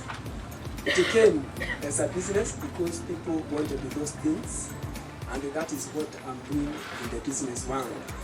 I started this business because in the professional world, I'm an electrician, and you know when Corona came, nobody was doing anything. There was no construction going on, and for 2 years I stayed without doing job. So this one was a very good alternative through crisis, and now I'm doing it. In essence, what we do, we return what has created the body. In the divine power, plants get the nutrients that make up your body. So when you eat herbs, you restore the first original thing, and your body is acrobatic, you will never be sick. When you eat processed foods, that is when you get diseases. Now the products which we have, I've got one that is called Diacare. That one cares about your diabetes, because we eat a lot of carbohydrates and proteins without mixing with vitamins. If you do that, there's a lot of glucose in your body, and that is a problem of diabetes. And so many people are diabetic. Now there's another product called the Joint Care. Joint Care is a combination of calcium and an indigenous plant, we call it in Teta. When you eat proteins, you need to mix them with the vegetables to give calcium, to give proteins calcium for assimilation. If you don't do that, the body is natural. It will get the reserves of your calcium in the body, and that is the disease of arthritis. So that is what I do. I am having that exhibition. Thank you. Yeah, and remember we were told this is a project that was in one of the cohorts and he implemented. Yeah, I normally see him in so many places exhibiting during the showground. Recently you are in the East Africa? Yes, in the East Africa, and we are also in the KICC, and we are doing it. Somebody was asking me whether these products are registered. These products are fully registered because when I went to those, I took my samples there and I was given a general letter. General letter means I have been authorized to mix, to sell, and to do everything that is needed. And about the toxicity, we know about it and we do it. Thank you. Yeah, so meet him after this. Jana tuliambiwa kuna kitu inaitwa crash diet. Yeah, crash diet. You have a diet for 1 week, you lose 2 kgs, and then 1 month you gain 6 kgs. So we need to see him after this. Rensha, let me go to Rensha first. Good morning, everyone. Good morning. My name is Sharon Mukami Mugendi. I come from Rensha Enterprises at Rensha. We are doing value addition on different products. We have cashew nuts. There's one that is salted. There's one that is roasted with honey. We also have plantain crisps. We have honey, peanut butter, almonds. Feel free to visit our stand. We also have a package that is on offer today where it is going for 2,500. We have a sample for everyone. Please come and taste the sunshine in every bite. The sunshine in every bite. Yeah, sunshine in every bite. I'll finish with you. I'll conclude with you. Thank you so much. Let's see. We'll visit Sharon. The products are there. Thank you, Sharon. Good morning once again. So, just by a quick show of hands, who knows their personality style? If you know your personality, please raise your hand. Thank you. So the rest of you are candidates for our class. So I'm going to introduce briefly an assessment called Clarity 4D. Clarity 4D is a UK-based assessment that helps us understand our personality. So the importance of understanding your personality is that you understand yourself, you understand your limitations, and thirdly, you are able to understand how to develop yourself, just like we are doing here, understanding how we can be better leaders.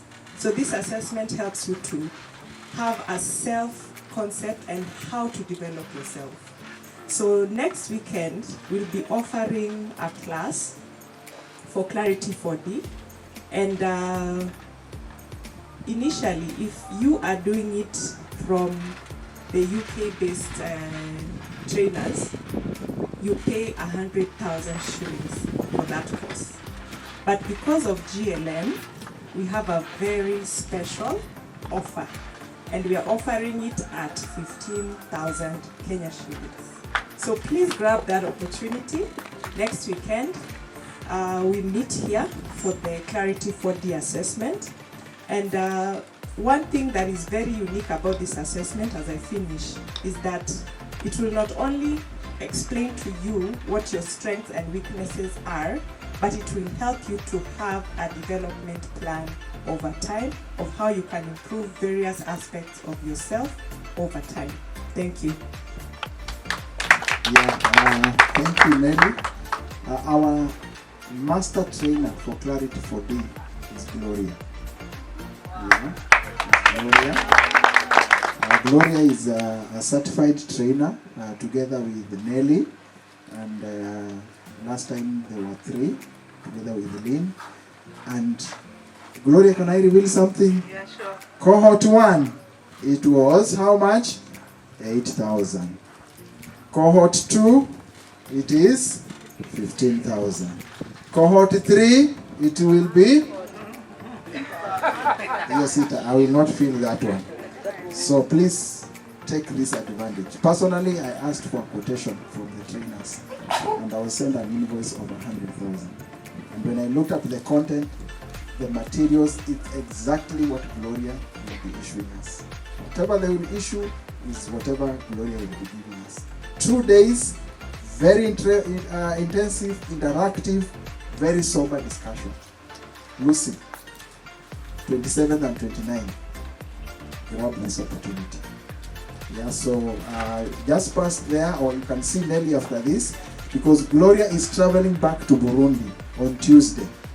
And then she will come back, and she just coming back to train us on 27th and 28th. So that's a big sacrifice. So let's grab the opportunity. This is her passion. Because I was asking, can we reschedule? She told me, no, this is my passion. Let me travel back to Burundi and travel back and come and train these leaders.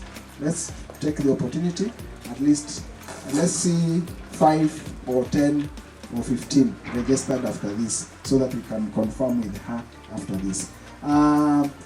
Finally, we have King Yunasi from Burundi. Yes, I'm glad to meet you. My name is King Yunasi. I am a musician and also a writer. I'm a Congolese living in Burundi. I came with a book called Die Successful, but before I talk to you about the book, I started an organization called the Work Leaders, a leadership organization that has the same objectives as GLN. That's why we connected. But then I want to talk to you about the book Die Successful. And I know that some people are scared because of the idea of death behind the book. But I intentionally talk to people about death because it's my way of talking about success. You see, GLM talk about being purpose-driven leaders. You were created for a purpose, you were created for success, but then you are limited in terms of time. If you do not consider that, you will die, you will not succeed. Yes, that's why this book will help, this book will how can I say, yes, this book, Die Successful, will help you discover your purpose if you haven't yet discovered your purpose. But then also if you discovered your purpose, this book will help you to work fully into your area of calling, and also you will stop neglecting, procrastinating. You will also stop getting distracted and focus on the essential, because death is a reality. Let me say that. You need this book. Yes. My inspiration sometimes, yes, all authors, they read books, but also sometimes my inspirations also are spiritual. Yes. I have a passion for Africa and for leadership of Africa.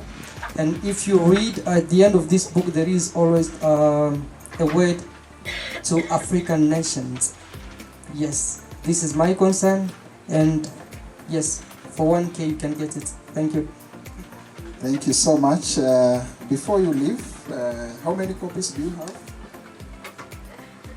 I'm still having 10 copies.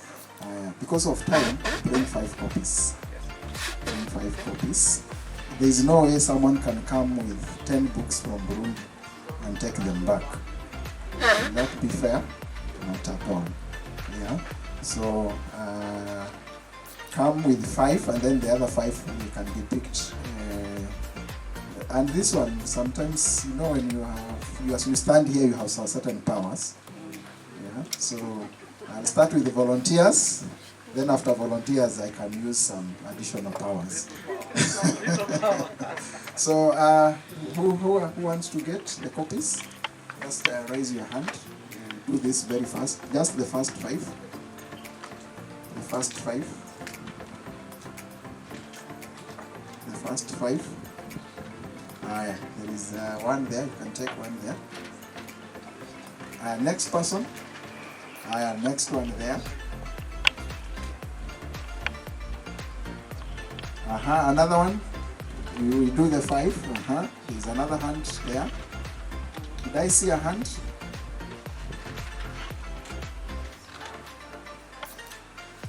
Lucy, it's like we are all looking at you. I don't know why, but let's hope we can.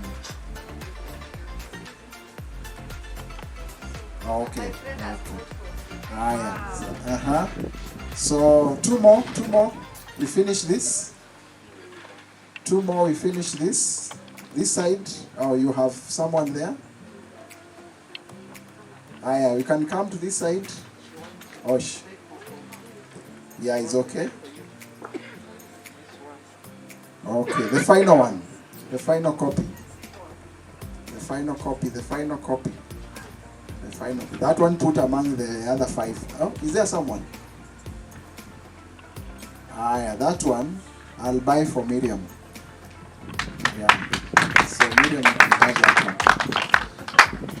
Okay, so thank you so much. The rest of us, let's get the 5 that are remaining. Let him walk home with a bag with some products from Kenya, not books. Yeah, now that he came with the books. We are working on a platform we are calling Isoma Global. Isoma Global is going to help others who are not able to print books. Yeah, it's a mobile app where people can buy books and they can read. So we'll be launching this product shortly. It's almost ready. We have a team that is working on this. And Isoma Global will also entail our virtual trainings. Today we were to graduate the first leader who did this program online, self-paced learning. But unfortunately she got an emergency when she was on the way coming. She's Dr. Pamela from lecturer at the University of Nairobi, and she did the program in 4 days. Yeah, in 4 days. So we have simulated the online platform. You log in, you do your book reviews at your own pace. If you can do 5 chapters in a day, that's up to you. And you submit as guided. So this is a product that will be coming up, and we shall be sharing the information on the wall. Just to mention something about GLN briefly, we have given you all the information you require to know about us here. You all have the notebook. Yeah. So if you open that notebook, you will see the first page. What do we see there? We see the vision of GLN. Yeah, and our vision is to equip leaders to think generational, be purpose-centered, vision-driven, and we see these leaders in every home, in every organization, and in every country. So today, as we graduate the leaders, we'll be adding in a home, in an organization, and in a country. A leader who is a generational thinker, a leader who is purpose-centered, and a leader who is vision-driven. And our mission is down there. I will not go through that. And you see our products there. The first product we have is the Impact Leader. This is a one-day training and team building. You call us where you are, Burundi, Tanzania, Kenya. We come there and spend a whole day with your leaders, train them, team build, and then issue them with the certificates. And then the next level is Global Leadership Network Masterclass, and most of you are graduating today on that. Then we have level 3, Strategic Leadership Executive Masterclass. These are very high-end product, and I encourage those who have finalized Global Leadership Masterclass to consider this for 10 weeks. And then we have Crisis Leadership. We are responding to issues, emerging issues, and Crisis Leadership is positioned to do that. Then we have Strategic Entrepreneurship and Leadership. Many businesses are dying, and we cannot keep quiet to allow businesses to fail. We need to respond. That is where we are talking about entrepreneurship on one hand and leadership on another hand, because the surveys show one of the reasons these businesses are failing is attributed to leadership, structures, continuity, business continuity, among others. Then we have emerging leaders. We have to go to our schools, our high schools, our colleges, and start training them from there. We have done training in Ukia Girls for 54 girls, and we have plans to be able to reach out to more schools next year. Then the last page there, GLN Resource Center. We have opened a resource center here. You can come. If you want to have study space, just come and do your work. We'll be showing you after the graduation. Just come. We'll give you space there. Come with your laptop, plug into Wi-Fi, work, and in a very cool environment. There are books there that you can read. Every book that we have launched is stocked there, because we're also making it to be a library, and we're also offering services to this community around here. We have opened a special cyber for them where they can come and get services. So that is just a brief about GLN, and we'll be able to get more at our desk there after this. Our theme for the year 2024 has been strategic entrepreneurship and leadership, and that is why we are climaxing this in this discussion, because that is what we have focused on in the entire year. As we climax the year, we are happy to report that from January to April, we trained 98 leaders. Can we clap for ourselves? This is excluding the one-day training, excluding the 2 days training. This is 10 weeks and above. So if you add the numbers, there is a church we trained 45 leaders. There is another church we trained 28 leaders. And another one we trained 11. And many others. So if we are to add, that number is more than 500. And remember, these are leaders who are leading and overseeing others. So when you impact one leader, you have impacted the entire organization. In 2025, this will be our theme for the year 2025. This will be the theme for the year 2025. 2026, sorry, 2026. So you can see the theme there. The theme is bridging the knowledge action gap. This is one of the greatest gap that we are having. Sometimes we learn so much, but how we actualize what we have learned is quite alarming. There are many studies that I've quoted in this book in terms of one of the study talks about within 24 hours, individuals forget an average of 50 to 70% of new information unless they intentionally review or apply. So in 24 hours. And then within a week, up to 90% of information is forgotten without reinforcement or practices. And when I was preparing this guide for the year 2026, I thought about the sermons that we had for the entire year. And I was asking myself, out of all the sermons for the entire year, how many of them can I say they were actualized? And therefore we have prepared a guide. This guide provides you with somewhere to write from week 1 to week 52. So every week, if it's a sermon or if it's any other forum, you have a place to write. And you're not just writing, it's guided writing. You write the notes, you write the actions you want to take, and you even write the timelines. Yeah, it also provides you with where to write your resolutions. Yeah, so we have space for resolution and quarterly review of your resolutions. So it's a tracker that will help us so that we can go back and be able to see 2026, what did I do? And all that information will be packaged in this book. So this is what we have thought that will help us so that we can bridge this knowledge action gap, and that is what we'll be focusing on next year. So you can get your copy once we are done. The copies are back there together with a pen. We'll be selling this book at 1,000, but for today, we'll be selling it at 600. Yeah, being a special occasion. So just see the secretariat, and then you can organize how to get your copy.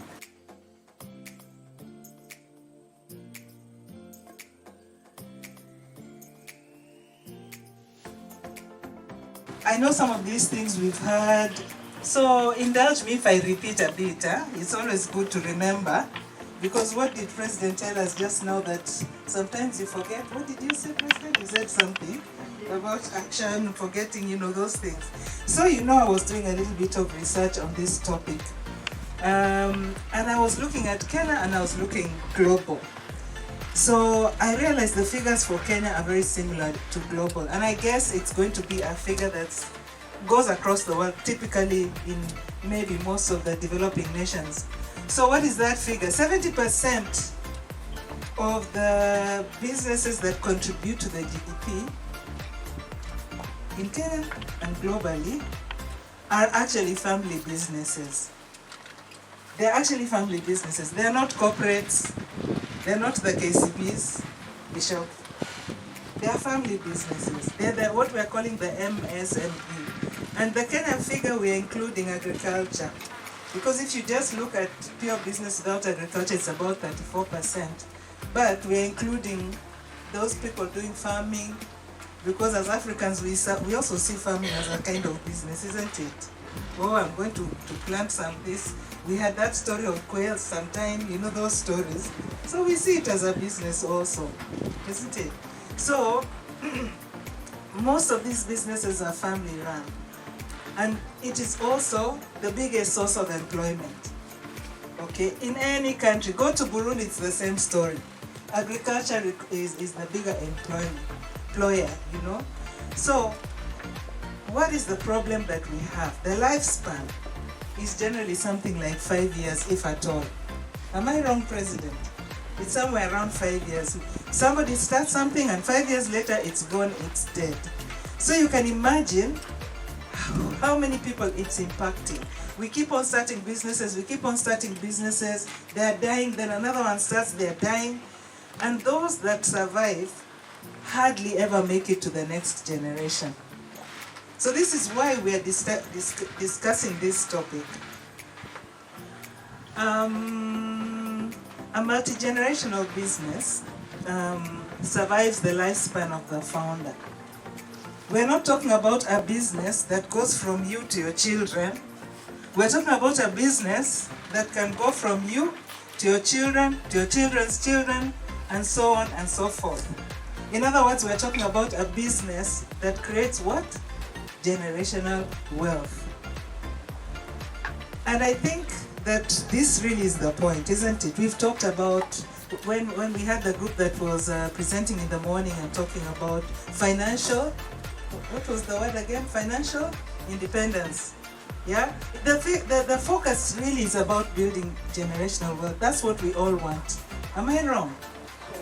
No, really, somebody said it. I think we saw some stuff being sent. I think it is Peter. You talked about you were somewhere and then it was COVID, and then all of a sudden you had this, epiphany about health and food, and then it became a business. There was money. He said it, isn't it? So really much of what we do when we're talking about business, entrepreneurship, financial independence, it's all about building that generational wealth. So if I asked you a question, I'm sure most of you, when you were growing up, you knew those neighbors who they had a business, isn't it? You were in school with people who their family had this, that, and the other. Maybe in the village. Am I right? Yeah. You remember them? How many of them are still there today? If we know. Most of them died, isn't it? Most of them died. And that's what we're going to talk about today. What is it? What is this that causes that to happen? And let me tell you, when I was doing this research, I almost died because I discovered I also don't have a multi-generational business. So I have a bit of work to do around my own business, which I'm calling Casameza. So when we're going through this conversation, we are going to talk about internal challenges, not external challenges. I think I heard the President talking about external challenges. When we're talking about external challenges, we're talking about macroeconomics, microeconomics, political situation, regulatory situation, legal, a lack of access to finance. Those are all economic issues, structural issues. We are not talking about all that. We're talking about issues that are internal and issues which we have power over. Issues which you can do something about. That's what we're going to talk about today. So, I remember when I was growing up, most of the companies, the corporates that used to be there, the Wamzungu companies. I was thinking back and remembering, there was even Kenya Bus. These Kenya Bus, the ones that we are seeing. It actually came from where? Bishop, I'm seeing you nodding. It came from where? From UK. It was a UK family company. It was belonging to some families in UK. And so many of these corporates that we are seeing now actually came as family companies expanding out into East Africa, into the colonies. I think it was into, we can use that word, I hope it's not incorrect politically. And then the other group we were seeing are the Indians, isn't it? The Indians came here, they started businesses. And then I remember one time, I think about these things. I don't know why I was thinking about such things way back when I was a bit young. But I was wondering, because for us, as the Africans, you know, as you came up, your first thought was to invest at home, isn't it? To build something in the village, to buy a farm. And this was our focus. Then you'd see the Indians, them of course they're doing their business, whatever it is. They started in Biashara Street, those places, Ngara, you know, those places, and moved on from there, you know. And I remember one time thinking about it and asking myself, these Indians, they're even buying properties in, I am from Nairobi, although my parents were not from Nairobi. There's a tribe called Nairobians, by the way. I'm one of them. So, I was asking myself, these Indians, you know, they're here, you see they're buying properties, and then, you know, we are sitting there, they own everything, you're complaining, they're this, they're that. And I started asking myself, is it an issue of what we want to focus on? And I even came up with my own theory. This is many years ago. And I was saying, you know, I think these people are successful because they don't have ushago. You know, they don't have that link of things that tie them. Do you see what I mean? This is what was going through my head, you know, at some time.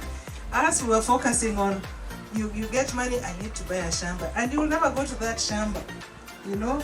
Or you want to be a telephone farmer. How is it going to be successful?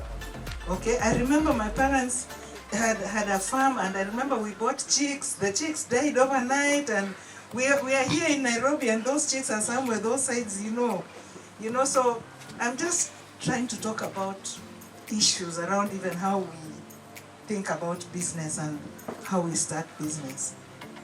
And you know, I haven't lived in Kenya for a long time. I think now it's 18, 19 years, although I visit a lot. So I have a little bit of a feel that things are a little bit better in terms of starting business, people doing business, the focus of business. I think it's a lot better than when our parents were doing it, but still these businesses are dying, isn't it? Somebody dies and then everything has gone. So, what is the issue? This is the question that we're looking at. And you know, when I was doing my research, I came up with certain things. There's cultural and societal issues. There's issues around the business model and governance. The President talked about governance, okay? And then there's something we are calling the education and preparedness gap. So when we talk about cultural and societal issues, you know how it is, the person who started that business now becomes the famous one in the family. You know, it could be uncle, or it could be dad, or could be who, you know. That person becomes really like, how do I say, the founder becomes the business. You know, the business is intertwined with the personality of the founder. You know how it is, and that founder becomes now like almost famous in the whole, in the extended family, okay? And it becomes very difficult when somebody is so tied up as the founder to actually mentor people, create success, you know, create succession planning, because they think, I'm the one who has it, I'm the one who knows it, the original idea was mine, I'm the one who spotted the gap, I'm the one who had the passion. You see, so there is that issue of the founder. And when I was looking at my own business, I'm wondering whether I'm one of those founders, because it operates a lot around me and my brand, okay? Then there's that pressure of the extended family system. It may not be so much today, but I think for where my parents came from, it's still there. They came from Western Kenya. When somebody in the family is having a business, the whole family thinks it's their business. And everybody thinks, I'm odd, I need to go and work there. And when you give a job to somebody there, you become famous in the family. So is the one who is helping us, you know. It becomes the whole extended family business. And it becomes complicated because people want to be there, they don't want to work where, they think they have a right to be there. This is a family business. And the minute that person drops dead, what happens? We all start fighting, isn't it? Okay? We want to sell this property. Oh, it was that shop. Oh, do you know what? You know, you see a lot of infighting. A lot of infighting, especially when there is no will.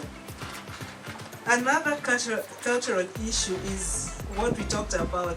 King, thank you very much. You mentioned it. The taboo of talking about death. It's very hard. People, they don't want to think of their own mortality. We as Africans. I remember even, I don't know, I've seen the insurance company here. I don't know how easy it is now to do those funeral covers. I don't know if they are better now. But there's a time you could not talk about funeral covers. And yet we would want to die with Harambes fundraising for people, somebody who has passed. And yet just taking a simple funeral cover could have saved a lot of that. I guess it's better now, but there's a time it was complicated. But when it comes to business, I think we still have a bit of a problem. I think we have still have a bit of a problem. The other issue that we have is the business model and governance. I mentioned that earlier. So we start a business very informally, isn't it? I can sell these things. I can make cakes. I was discussing with Lois in her office today. Me, I can bake cakes. You just start, I need somebody who can, I need a driver who can deliver. Okay, you bring the driver in. Oh, I need somebody who can be, taking orders. You just start something very informally and you start formalizing later. And when you start something informally, when it's not well done, those problems that you create by not doing it properly in the beginning, they multiply and they become magnified. So going to fix them later, 100 years later, is always a challenge. There's always this thing of, processes, people just, this is how we do it. And I'm sharing with you and being very honest with you, I've gone through that journey exactly that way, despite my 33 years in the bank. It means that being in a corporate is different from starting your own business. Because in the corporate already those structures are there. Then when I started Casameza, I was a bit, let me admit, I was a bit casual. And today I'm sharing so that you also, when you're going on your journey, be knowing, despite 33 years in the bank, I still have a lot to learn. And I hope you are going to learn also from my journey. So failure to professionalize, okay? People would rather not pay somebody who costs a lot, a professional, who knows more about running the business. They'd rather bring somebody, they pay a little and struggle with it. You're there trying to develop, trying to do what? Okay? Then there's this thing about depending on maybe a single product, you spotted a gap in the market. If I make this thing or if I do that thing, I'll make money. Okay? Or maybe it's a service that you're talking about. Or maybe you got a deal, political connection. Yeah? Or somebody gave you a license or something like that. Those are the issues. Those are some of the issues that really, really challenge the creation of multi-generational business.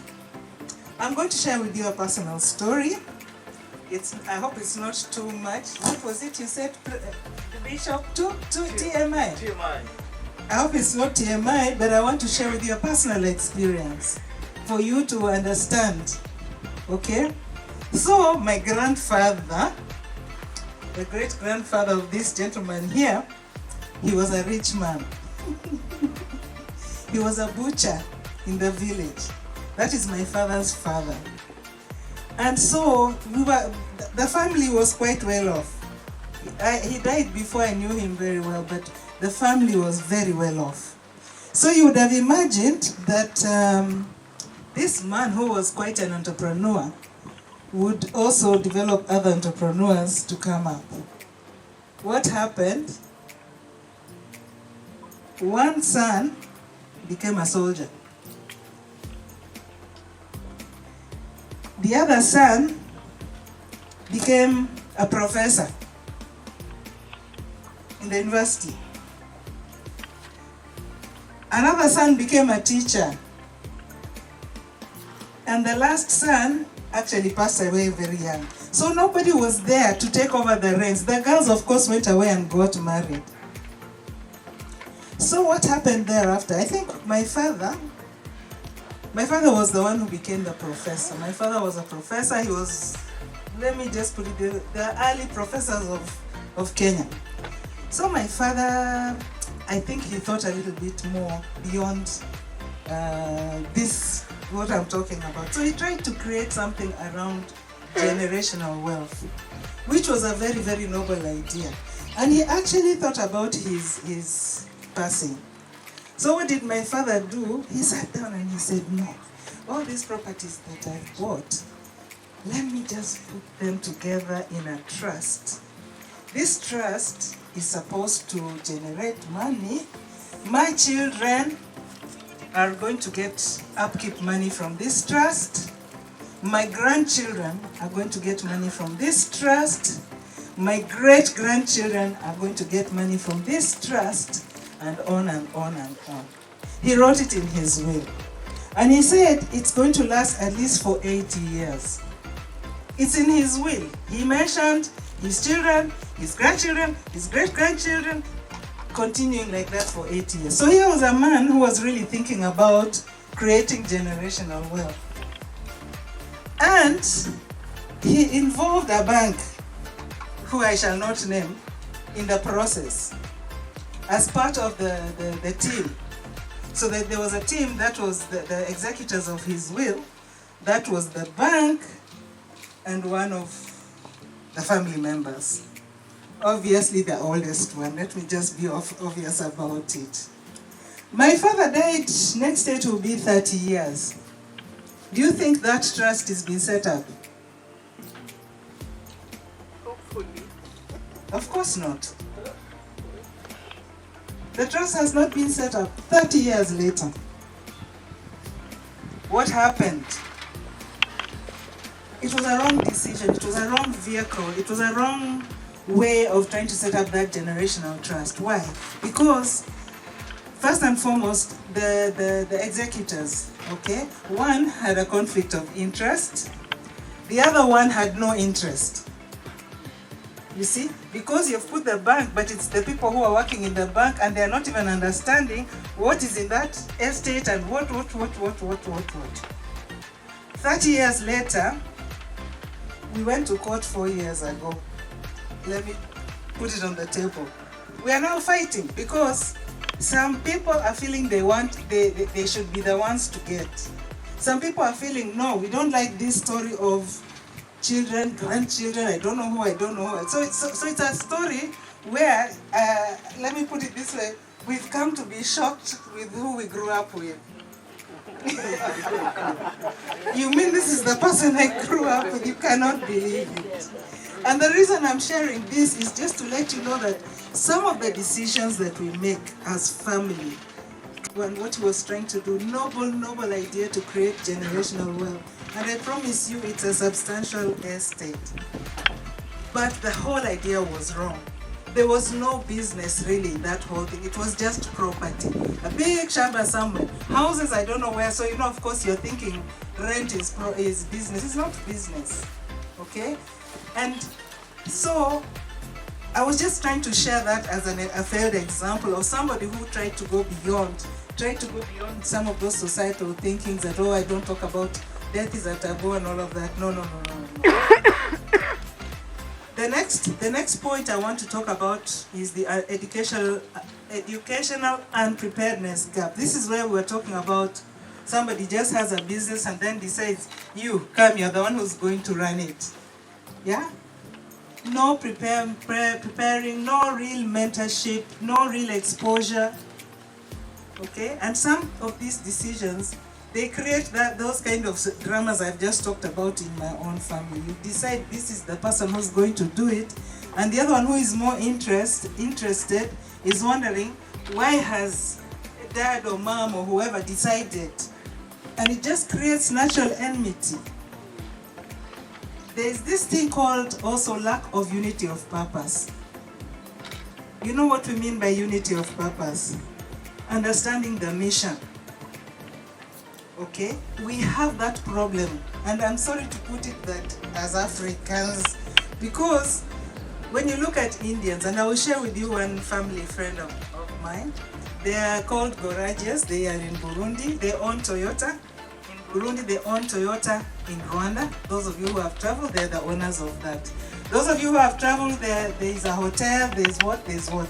And when you go through the story, if you hear the story of these people, you will understand what I mean by unity of purpose. The Mzee, who is now 90, around 90, came to Africa in 1947 with his father. They started in Mozambique. Okay, from Mozambique they came to Burundi. In Burundi, where did they go? They went to the market. They were selling miogo. That's what that Indian family was selling. They were selling miogo. Then from selling miogo, they decided value addition, making that unga. Because on that side, the ugali of miogo is very, very popular. From there, the money they made, they went into mining. Because first they were buying the miogo from Congo, then they went into mining in Congo. Okay? Mining became a little bit complicated. What did they do? They came back to Burundi, then they started this Toyota franchise. When you talk to those people, these are wealthy people. But you hear them, when you hear them talking, it's always about, we have to take care of this for the people who are coming, for the next generation. That Mzee never travels in business class. I'm sure if he was an African, he would be in business class. Because how else will people know that you've made it? You get it? No, that Mzee sits in the back with everybody else. They always travel like that. Indians, you know, they also expose their kids. Their kids are already normally, you know, there's that, what do you call, mentoring, which we don't quite do well. I mean, maybe it's changing now, but traditionally we don't quite do well, you know. So that's what I'm talking about, the educational preparedness gap. So, me, I told you I'm a storyteller. So yesterday when I was coming from the airport, this is I found it funny. So I asked my taxi driver, I don't know how we got talking. We started talking about his family. Then I realized he's a bit misogynist, with a lot of love. I'm saying that with a lot of love because we were talking about his son, and his son is doing very well. His son is going from 4. I think his son called while we were in the car. That's where that conversation started. Then he started talking about, oh, my son is good, but you know, when he goes to school, I'm just scared of children of single mothers. Imagine that's what he said. Those single mothers who don't care of take care of their sons, they are the ones who are going to spoil my son. And so, you know, I didn't know what to say. These divorcees. And I'm one.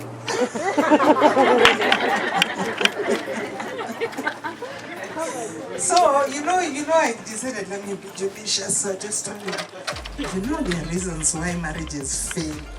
So this guy was telling me, in my family, we never knew that marriages can fail. In fact, it's when I reached, I don't know which year, I don't know, that guy was so interesting. It was really interesting. And this story is relevant to what we are discussing. Let me get there. Moment, 10 weeks of preparing and preparation, and here we are. Mungu amefanya hiki kidogo. Amefanya sawa, tuendelee.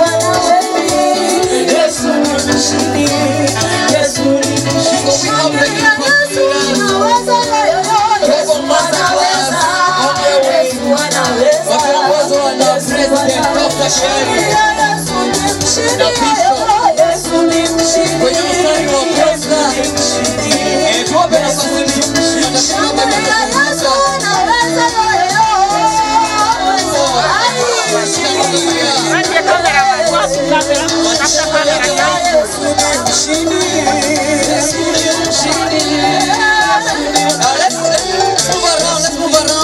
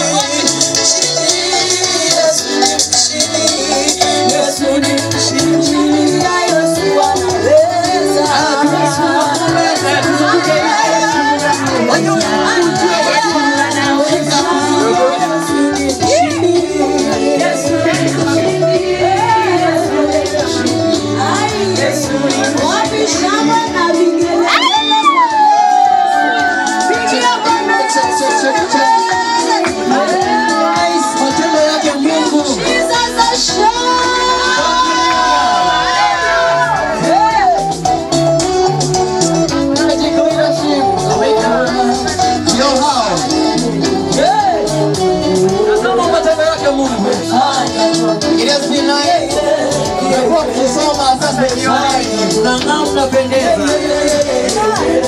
Amefanya sema Bwana, amefanya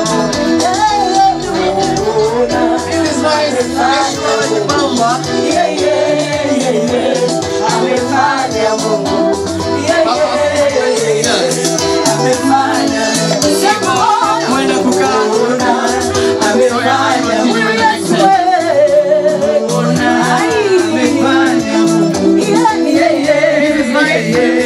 amefanya Mungu.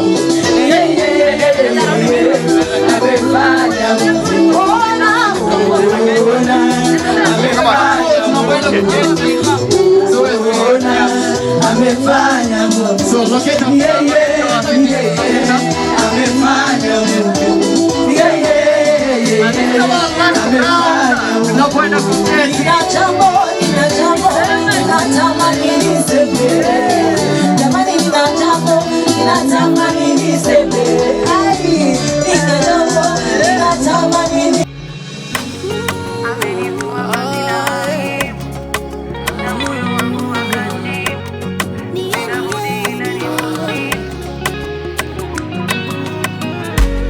Amenivua vazi la aibu na moyo wangu wakati sina budi ila nimusifu.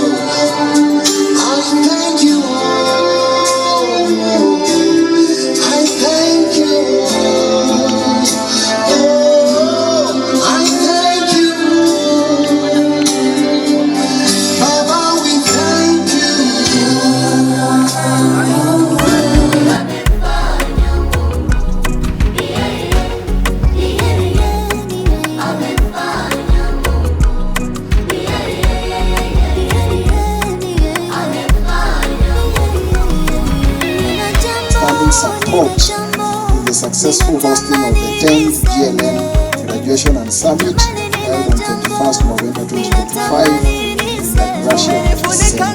Your dedication and commitment have significantly contributed to the growth and impact of GLN. Your efforts are truly valued and sincerely appreciated.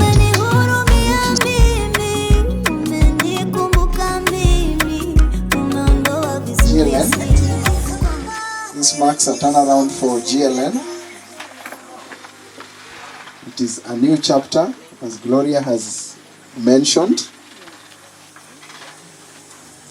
As Gloria has mentioned, you come in between here. Before you turn it, to now unveil our new identity.